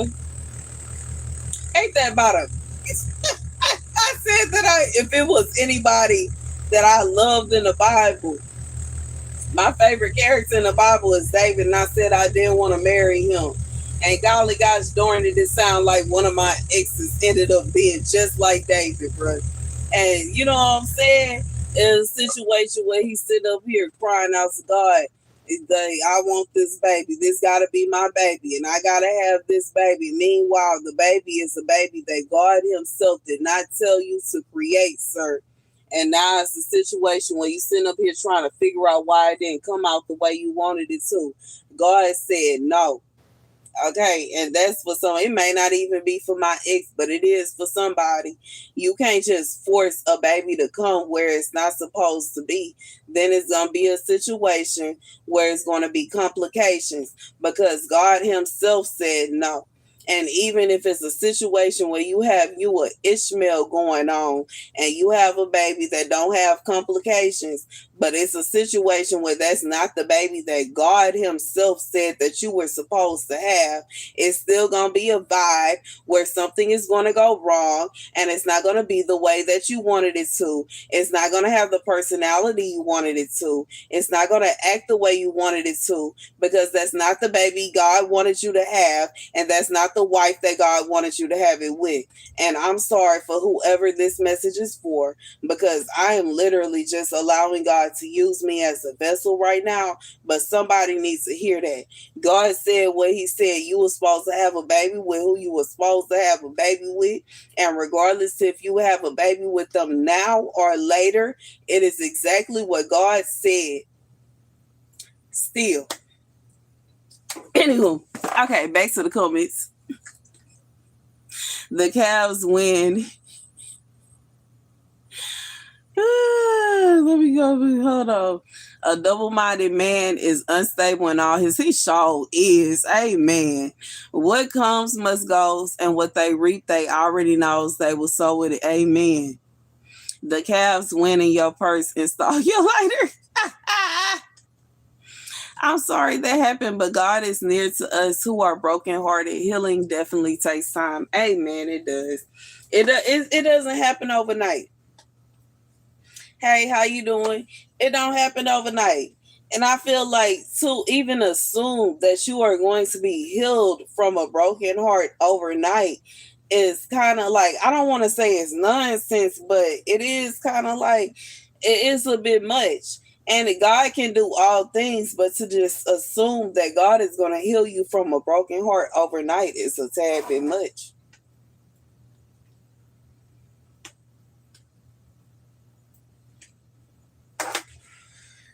You said, what would I do if I was bullied at work? It depends on who it is. It depends on who it is. If it's somebody that is kind of like a coworker that is bullying me, I will bully them back. Seriously. I have to say that because some people think I'm playing. I'm not. I will seriously bully them back. If it's a situation where it is a coworker, somebody that I'm working with that's trying to bully me, I will bully them back. That's just I was in cosmetology school and they was trying to bully me, talking about they stole my stuff. I said, baby, I will have some people up here right now that will figure out what my stuff went, bruh. Baby, the whole room went quiet. They started trying, they wanted to call the cops on me, but they ain't want to call the cops on the person that stole my car, baby. I was so mad. Once it was a situation where my gang was about to pull up, it was a problem. Stop playing with us.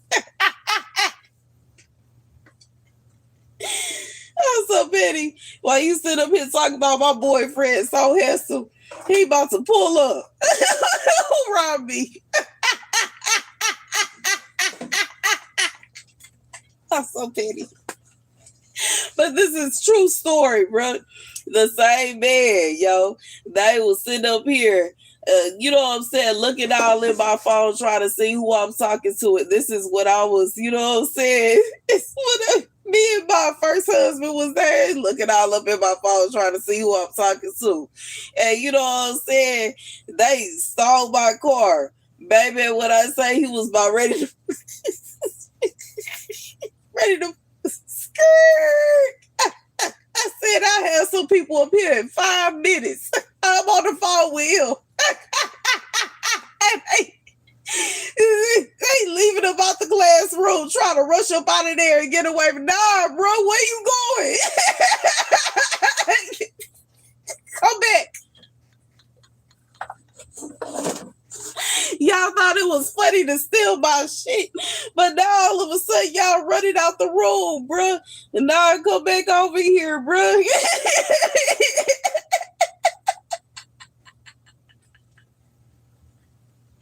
First of all, I went through that. Second of all, if it's a situation where it's a boss or somebody that's supposed to be an employer, I'm gonna get me a lawyer, bruh. We is suing.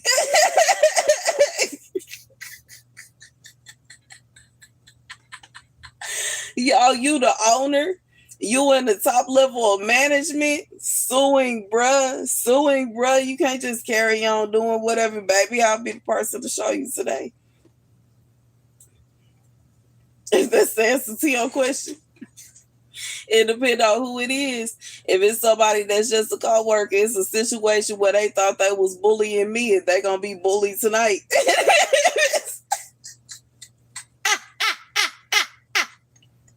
And if it's a situation where it's the owner of the store, it's gonna be, baby, it's gonna be a vibe where, you know what I'm saying? Once again, they thought they was bullying me. They gonna be bullied tonight, dang it. It's gonna be, baby, they gonna have to come up off of that monies, bro.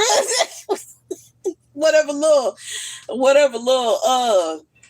money they thought they was making up off of it, that's gonna go into my pockets, bro. You ain't finna bully me, now I bet you don't bully nobody else.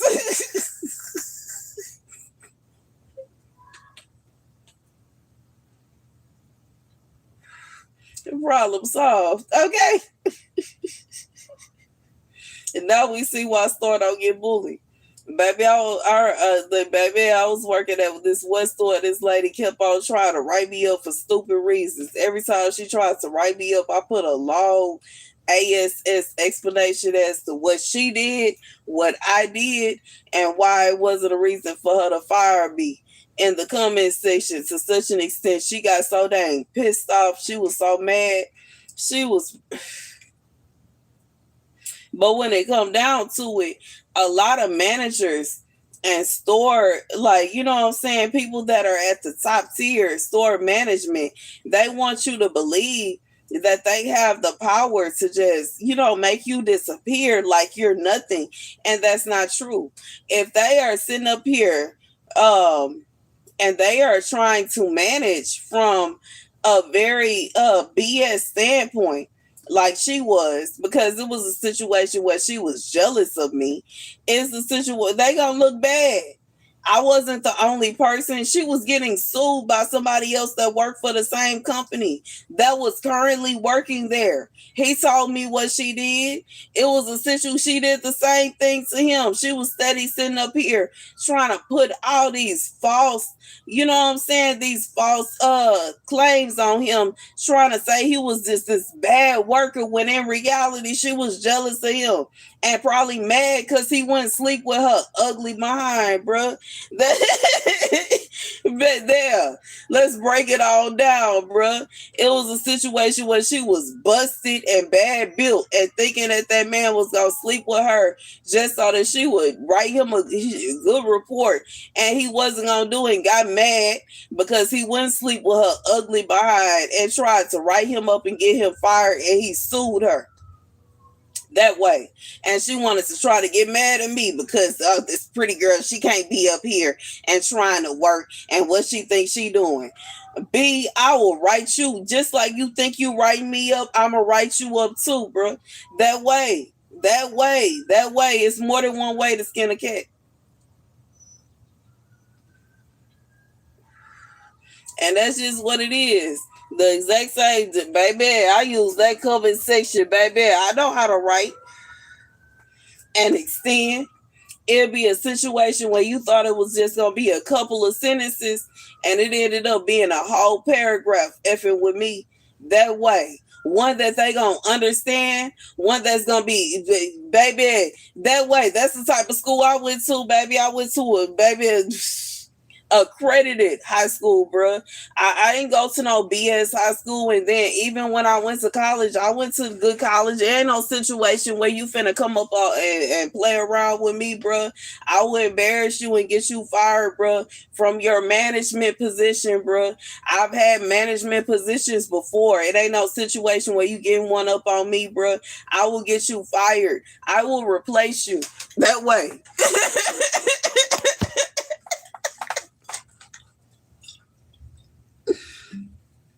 You say bye-bye to your management job effing around with StaR's, bro. That way. You thought it was cool for you to be a racist to me during your shift because you thought dot, and this, that, and the third. Baby, I will have you taking smooth the F up out of your management position and fired and sitting at home trying to figure out what happened, bro. With a smile on my face, bro. Just like you didn't give a F about me getting fired, I won't give a F about you getting fired. How about that?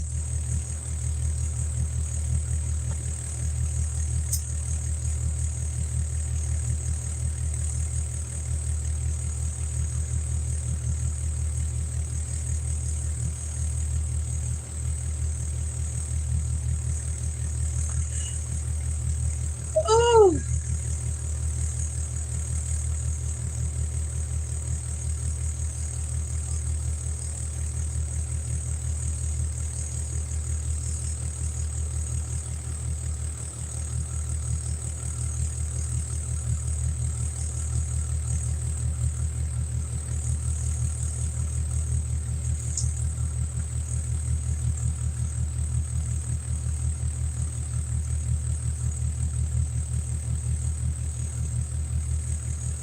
Chocolate tomatoes. Ooh. See, I tried to grow them when I was in third ward. And I gave my mama the chocolate tomato plant. And I don't know why it didn't grow over here, but it didn't. And the cherry tomatoes, I've grown cherry tomatoes. I love cherry tomatoes. They are so good. But I like the chocolate. You know what I'm saying? I tried to grow the chocolate when I was in third ward, but they didn't grow. Now the Tropicana, the tropical sunset tomatoes grew. The cherry tomatoes grew. I don't know which one this plant that is in my garden is. I don't know which one it is, but we gonna see. We gonna see, I guess. We gonna see which one it is. You said everybody bringing you the tomato DNA. Maybe they just know you good at growing tomatoes and they want you to grow more.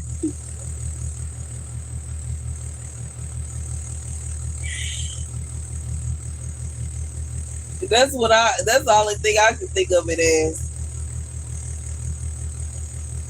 If I ever get to a point to where I could work in a nursing home again, which I would like, I think if I do that, I'm definitely have to go back to school to be an LVN, yo.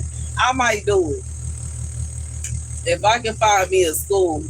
You know what I'm saying, which is few, far, and in between. If I find me a school where I can be an LVN, where I can go to school for LVN, and they not too hard on me about my, you know what I'm saying, whatever injuries, the injuries that I have going on, I'll go ahead and do that and go ahead and, because I love working in a nursing home. It is just so absolutely delightful. It is delightful. Want to be in my play cousins used to play about that when we was kids, bruh. You know what I'm saying? Working around, you know what I'm saying? The elderly, it's just, they just so delightful, bruh. They are just so sweet. Some of them. And I had some old people that's mean, bruh. I had some patients that was just mean as a goddamn rattlesnake.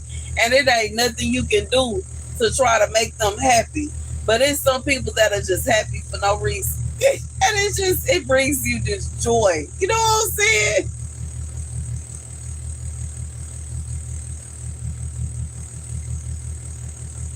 Oh, that's nice. But yeah, I would like to do that. Baby, that would bring me to like going to work from 6 to 2, working with the elderly and then getting off and going to my little garden. Baby, that would bring me so much purity, delight, and joy. At the end of the day, going this and doing this, sitting in my garden with my little drink and just sitting there thinking about the whatever happened in the day. Baby, I miss some of my patients, bro. Baby, it was this one patient that, you know what I'm saying? I can't say her name, obviously, but we used to sing a name to her, a song to her that was based on her name. And every time we would sing that song, she would get so happy. And you know what I'm saying? We sing the song and she start clapping to it and she started smiling and all that. Oh, it was just so sweet. I miss some of my patients. I really do. They were just sweet as pie. And I know some of them probably done passed on. I pray to God that they watching over me if they have. But when it come down to it, I had some of the most delightful patients ever.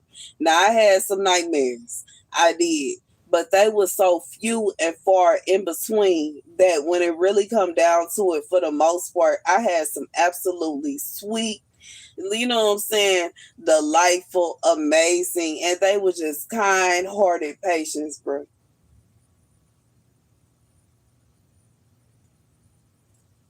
Ooh.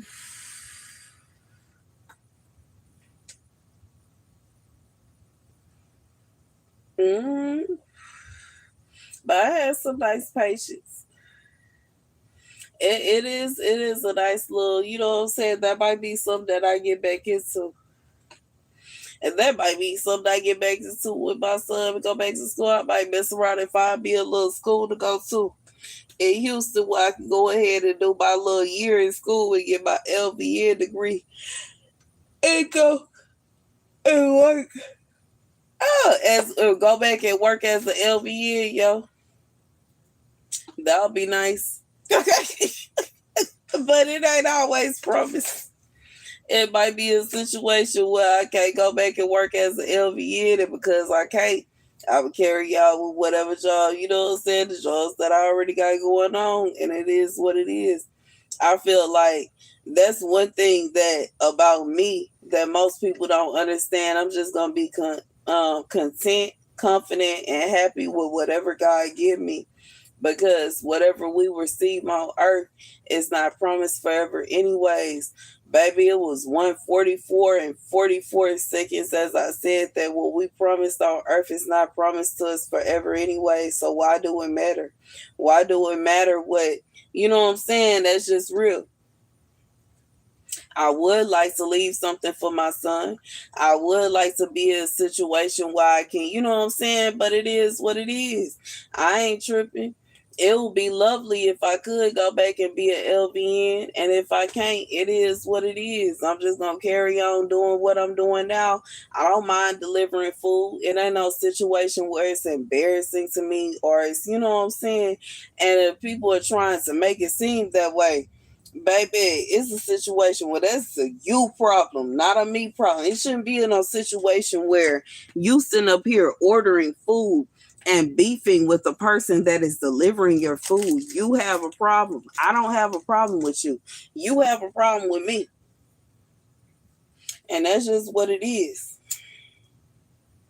That's just like people that, you know what I'm saying, that's trying to set women up. They going to the store just trying to get their little candy, little cigarettes or whatever it is, or they trying to go and get their little groceries. They trying to go shopping and buy some clothes or buy decorations for their house, and they can't even do that in peace without these sickos trying to stand around and kidnap them, bruh. And then getting mad because women don't like coming to the store no more. Yo, weird behind, bruh, is running them away from the store. When I was a teenager in Houston, it wasn't a situation where you couldn't go to the store without being stalked, harassed, and people trying to sit outside and kidnap you. This wasn't going on. And that's the truth. I'm born and raised in Houston, bro. I grew up on Fondren and Braeswood. It wasn't no situation where people was sitting up here following you while you walk down the street, follow you to the store, sitting outside the store, watching you in this creepish way. If it's a situation where you met somebody while you was walking at a bus stop or whatever, it was genuine. They literally wanted to talk to you. It wasn't a situation where they was trying to set you up. And now all these men is mad. Man, once she don't want to talk to me. You need to talk to your counterparts that's sitting up here trying to set women up just because they had the audacity to say that he was handsome. Now she don't want to say nobody is handsome because the last time she said somebody is handsome, he dang near tried to have her kidnapped. That way. It can't be both ways. It can't be a situation where you sitting up here expecting women that they gonna want to holler at you and talk to you. Meanwhile, your homeboy, every time a woman want to talk to him, he get her kidnapped and snatched up, and people is looking for her, bruh.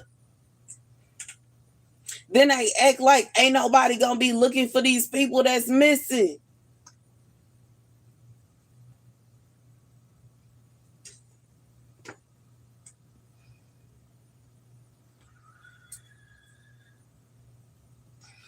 Straight up. I know the little people at my like the neighborhood store that I used to go to. I used to go there every Sunday to give me a little beer.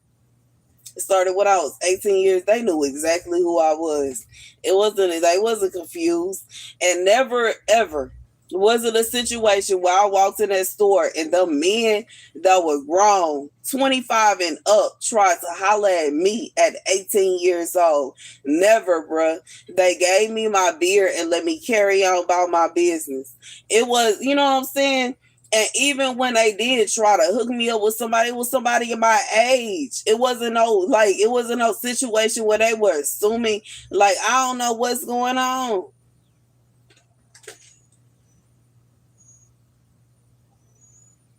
Mm.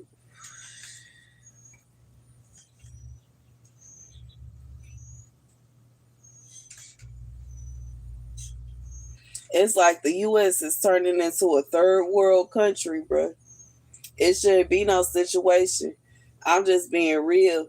And even though it's wild because, you know what I'm saying, other people from other countries is coming here and they feel like, dang, you know what I'm saying? They feel like in their country, women are not safe to walk down the streets. Women are not safe to go in the store by themselves. Women are not safe to do X, Y, and Z. Meanwhile, you know what I'm saying? And it's wild because women that are here are like, why is it a situation where it's getting more dangerous? It's getting more dangerous because there are people from other countries that are coming here and are feeling as if the women that are here are too safe and they're too happy and they're too delightful, and it's messed up. If you come in here from a country and you feel like it's messed up there, why would you bring your messed up ways to this country and think that everything is going to turn out good? That's messed up, bro. Don't do that. If you come in here and you come in here for solace, bro, let it be that. Don't let it be a situation where you sitting up at the store and you know good and well this is the same thing that drove you away from wherever you from, and you come here and you sitting up here harassing people at the store, bruh, trying to get their numbers and trying to do all kind of crazy stuff, and then wondering why the country is going to hell, bruh. You are the reason, bruh. I'm just being real, bruh. And it shouldn't be no situation where people that are from this country, bruh, sitting up here complaining about people that are coming from another country, and you are taking on their ways, bruh. Because it was a time I stand on that, bro. When I was a child, I could walk up and down and this and that, bro. And what is it called? Club Creek. I walked around Club Creek as a child without anybody bothering me. This is the same area that I stayed at 20. What was not 25? I think I was in my 20s the first time I stayed at Club Creek as an adult. But the second time I was in my 30s, bruh. And it was a whole different story. And I wouldn't even let my son go outside by himself over there. This is the same neighborhood that I, as myself, as a child, walked around with other children by myself. But I didn't feel safe for my son to walk around by himself. It can't be a situation where you come in somewhere and you trying to make it look like the place that you ran away from. What logic does that make?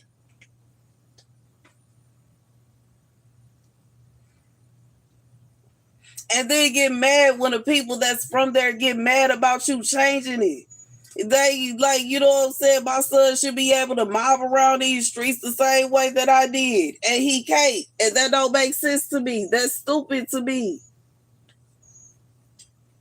If you sit up here telling me that you fighting for the same thing I'm fighting for, then why are your friends sitting up here trying to kidnap my son?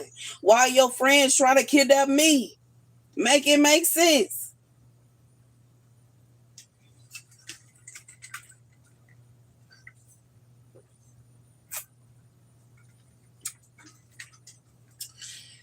I feel you, but I'm just speaking. I'm just telling the truth because that is very annoying to me, because it ain't nothing wrong with, you know what I'm saying, wanting better for yourself and wanting better for your family, but it is something wrong when you claim that you want better for yourself and better for your family, and you get to better and you want to turn it into what you just came from. What logic does that make? That's crazy. You just ran away from hell and you trying to make hell for the people that you get to when you get away. Like, that don't even make sense. I don't understand that. That's one thing I don't understand about people that claim that they are trying to seek asylum in this country. If you're trying to seek asylum in this country, ain't nothing wrong with that. If you want peace, ain't nothing wrong with that. You want, like, you know what I'm saying, a good job, ain't nothing wrong with that. But why in the world would you come here and then you start kidnapping people? And you come here and you start trying to cause harm to people. You trying to traffic people. I thought you wanted a better life. Why would you come here and start doing the same thing your enemies was doing? That don't even make sense. Okay, y'all. I'm finna cut the water on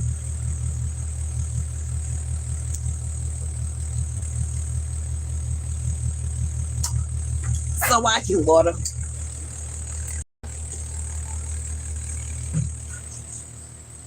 At least in the greenhouse, y'all. Because I don't think I'm gonna be able to water out here. It's raining so bad. I got a lot of things.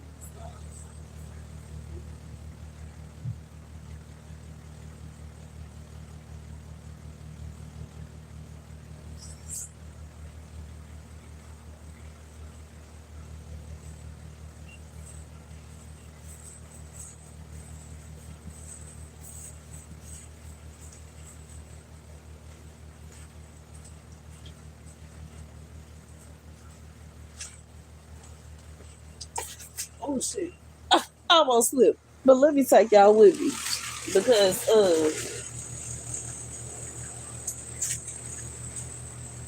I don't see why I wouldn't.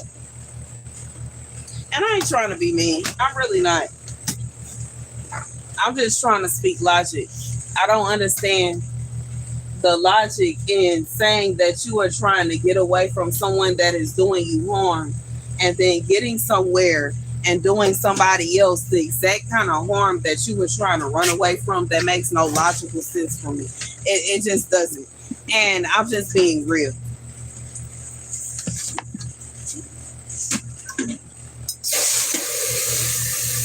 That's just my logical standpoint.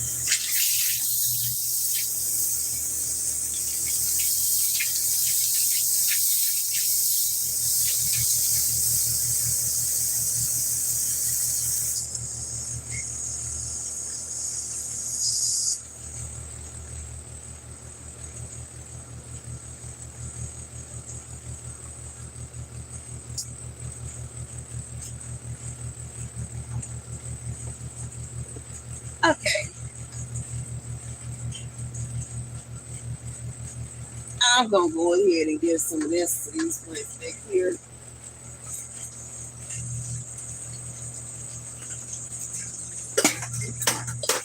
Oh shoot.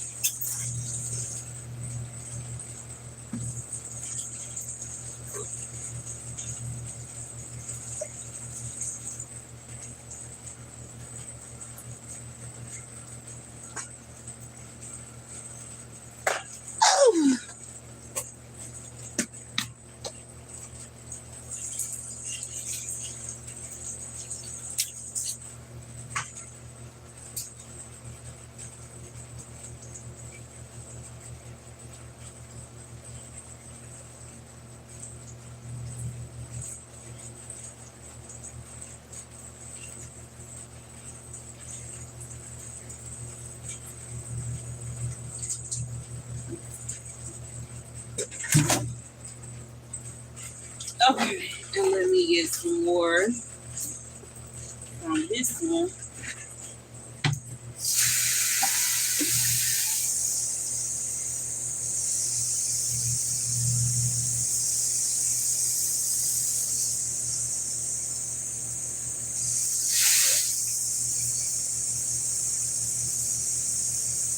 You said my corn is looking good. Thank you.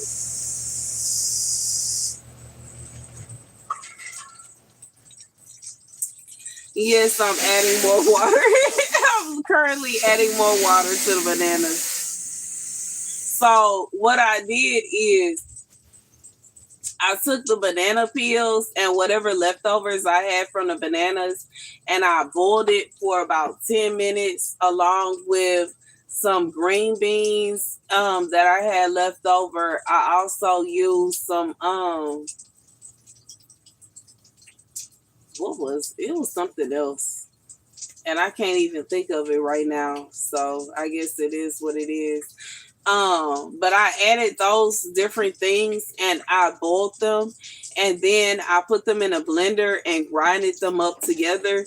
And now I am after mixing them together, I split them up between my two biggest pots. And now I'm filling the pots up, which were like literally at the bottom. I would say in this big pot right here, it was down about it was down about right here. And I added water to it. So it was definitely around the percentage of being like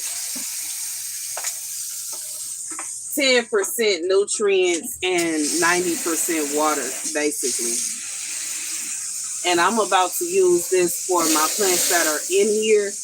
I'm not going to use it on the plants outside just because it's supposed to rain all week. And it kind of makes no sense logically for me to add more water to plants that are supposed to receive water all week, especially knowing that 9 out of 10, especially with the plants outside, they are just going to receive water, and the water is going to end up like removing whatever nutrients I add to it.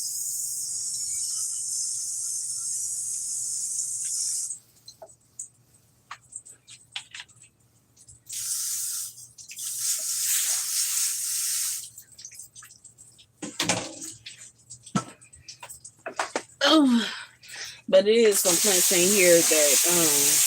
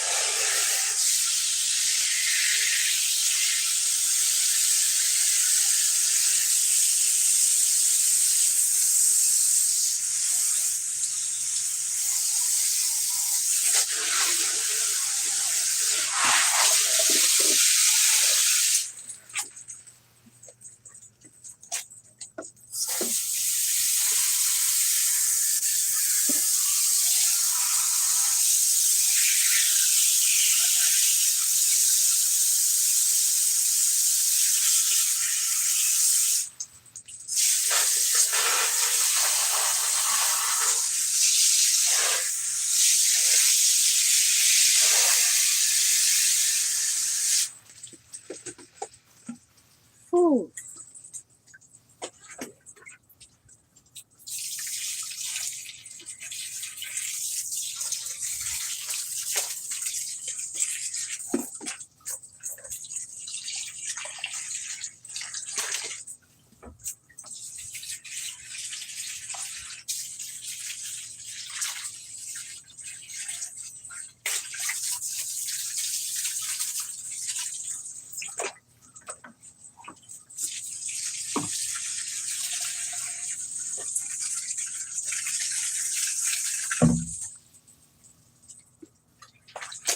that's just about it, y'all.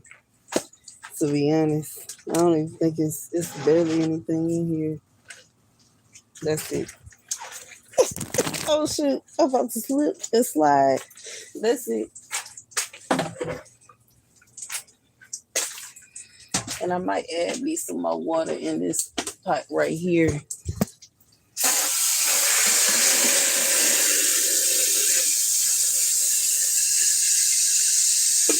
And that's just to get the last little bits of the nutrients out.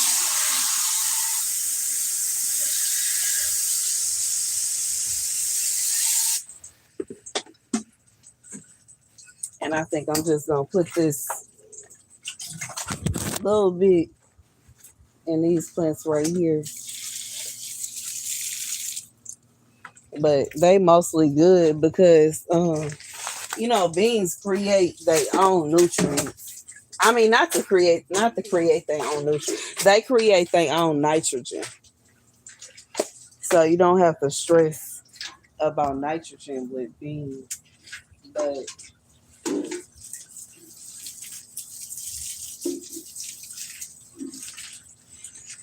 with the corn, it's another vibe.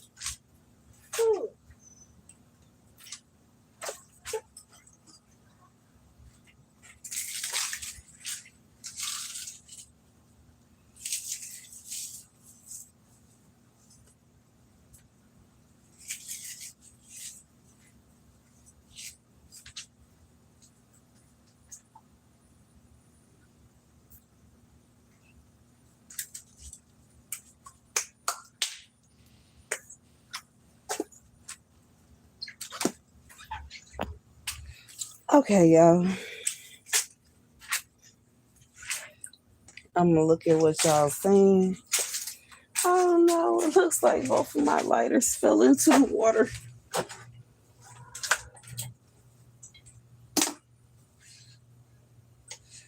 That is just awful. Okay, what y'all talking about?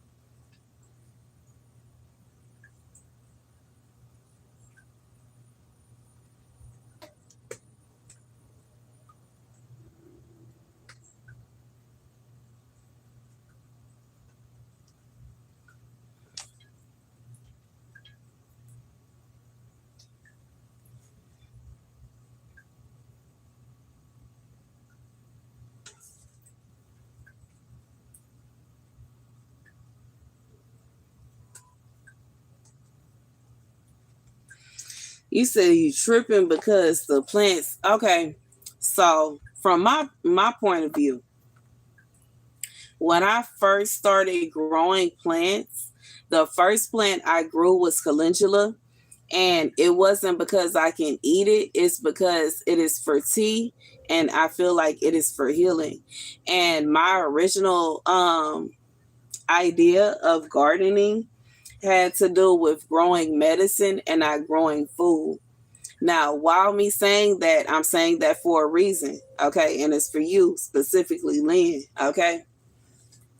So, one thing I learned about growing herbs is when you are growing herbs, there are different ways to obstruct whatever nutrients that herb has. And you can do that by boiling it to get whatever nutrients out of it, and then you could strain it, or you could sit it into 40 proof or more alcohol and you could pull it out that way. You can also sit it in vinegar and you could pull it out that way, or you could freeze it.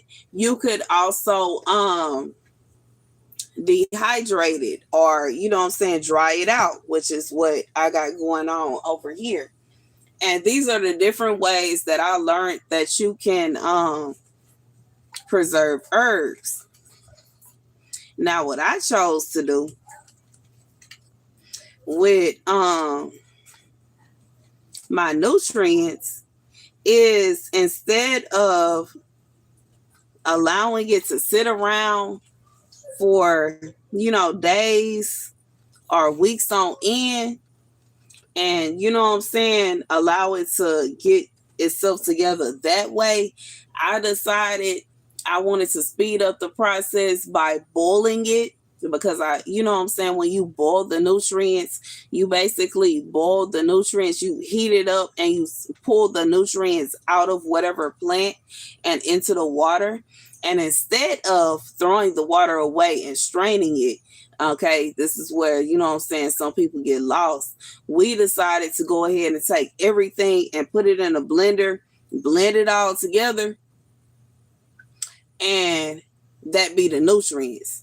And what I decided to do is take that, the containers of that, I put it in my son's little, cup that he got from his Disney cruise. And I brought it out here and split it between my two largest buckets, which are basically about 1 liter each. And they came to about 1/10 of each bucket. And I just basically added water to each one. And I spread it, basically amongst my plants to such an extent. We're going to see what happens. I'm not trying to be a smart ass. I'm just saying what I did. This is exactly what I did. And I feel like it should make sense because, when it comes down to it, from my perspective, I could be wrong. But from my perspective, it ain't a situation where I took the nutrients from it, because I ain't, we ain't throwing the water away. And it ain't no situation where we threw the hard stuff away. I feel like I softened everything up and blended it together so that it could go ahead and make the nutrients that were needed for the plants. While simultaneously, dang, I knew it. Dang. while simultaneously, you know what I'm saying? Oh, this can still work.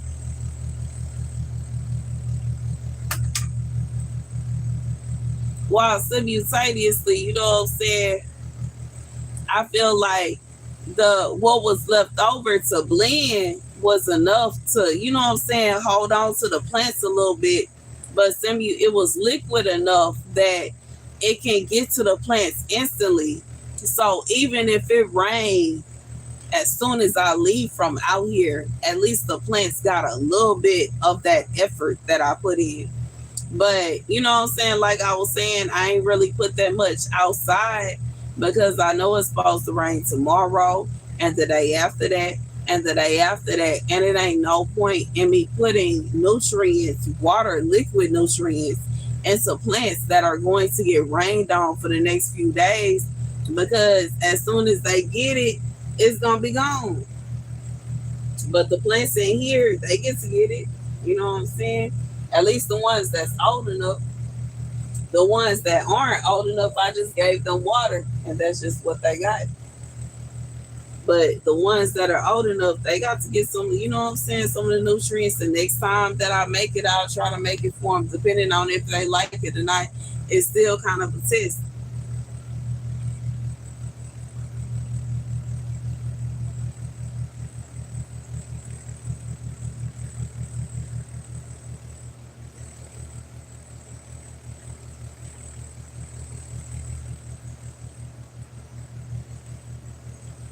You said you were one plant and you overwatered it.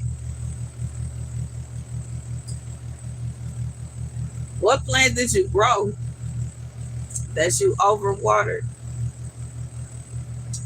Maybe you should try to grow a plant that is kind of hard to overwater. There are some, okay, that are hard to overwater, like rice.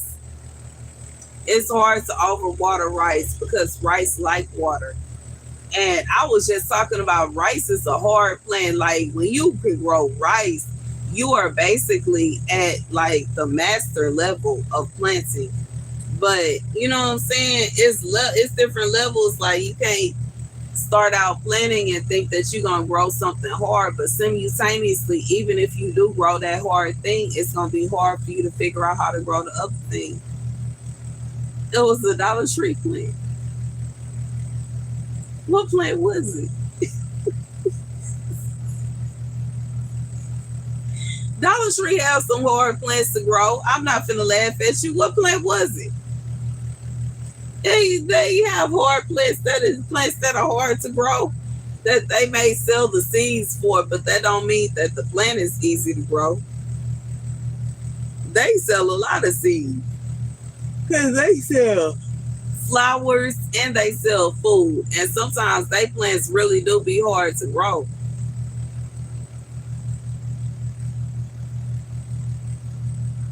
I think that's like the mistake. It's not that you did so bad on growing the plant.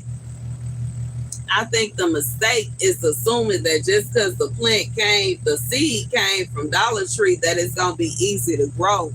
Just because the seed came from Dollar Tree don't mean it's easy to grow. That just means it's easy to obtain. It's a complete difference between something being easy, an easy seed to obtain, and an easy, thing to grow. Is two completely different things. Even though most plants that are hard to grow, it costs a lot to get it. But you know what I'm saying? Just because the seed was cheap to get, don't mean it's gonna be easy to grow. I'm just being real.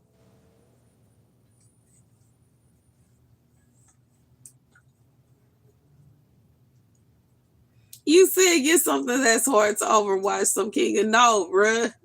If you starting out, I'm just assuming that that's what you had, something that was hard to overwatch.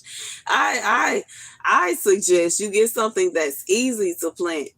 And I don't even know what to tell you because it depends on what area you stay in. Because you can stay in an area where some things are easy and some things are hard.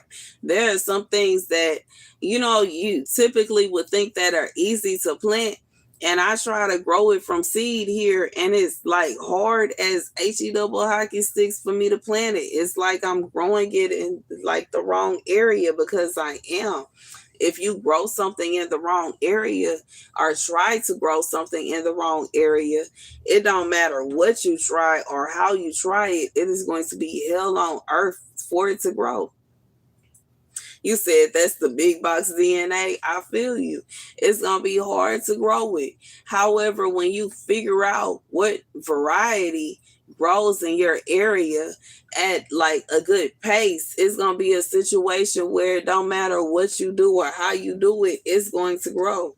It don't even matter. The basil, I ain't even try to get it to grow. It grew on its own. Yeah, it is a learning process. It's not a situation where you know what I'm saying? It's a situation where you just pick something that's hard to grow in that area. But if you pick something that's easy to grow in that area, it's going to be hell on earth to try to stop it from growing. And that's the truth.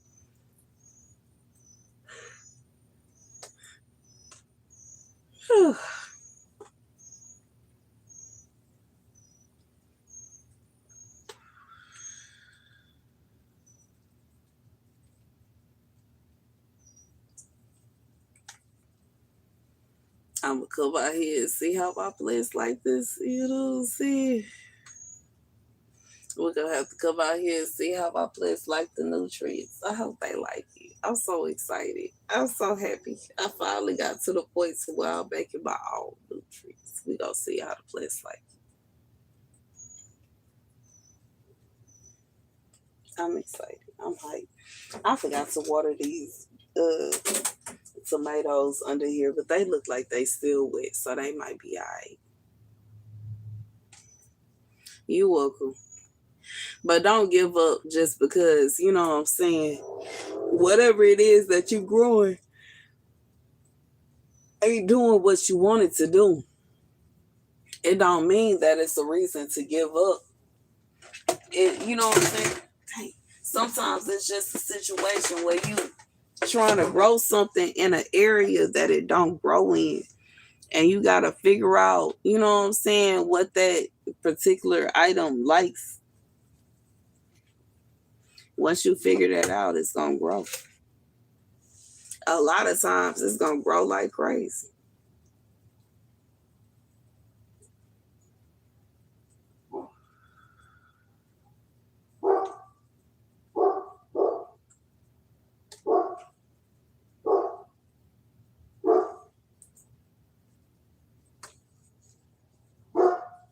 Oh, I gotta go use the restroom. I'll be right back. Y'all watch my purse.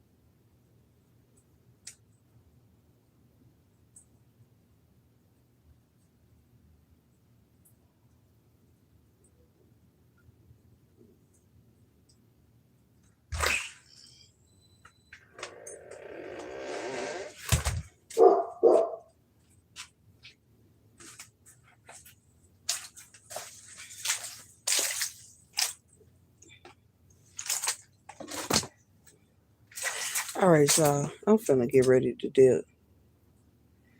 What?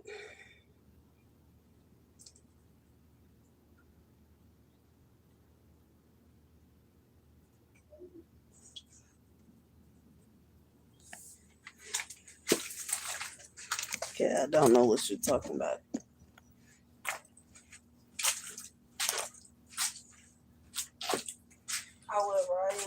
excited to see how my plants like my fertilizer too.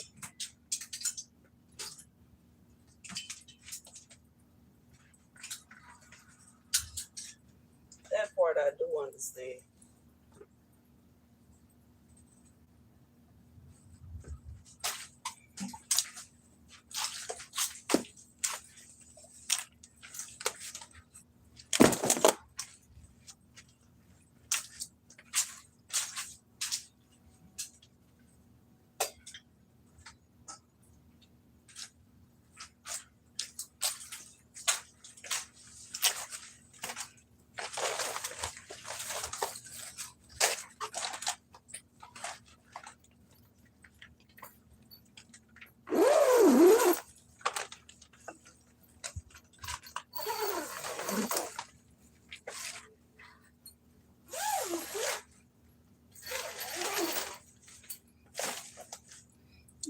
She looks way better.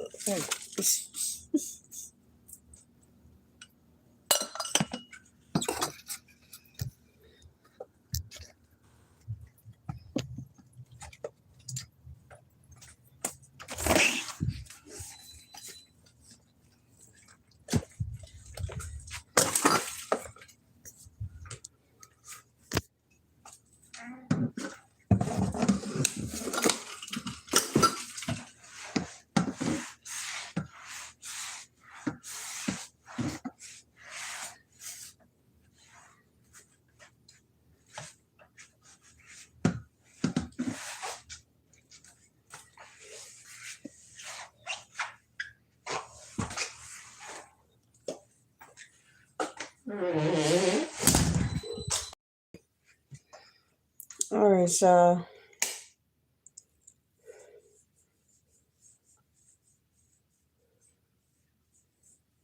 You said the basil went in my purse, did it? Let me see. You said it went in my purse. No, it didn't. Let me check. Nah, it's all right. It's still in there. Thank you guys for coming to hang out with me. I greatly appreciate it. I love you guys to bits and pieces. I pray that you like, share, and subscribe. You know what I'm saying? To join my little YouTube family that I got going on. I really do appreciate when you come and hang out with me. If you love gardening, subscribe. I'll see you guys later. Deuces.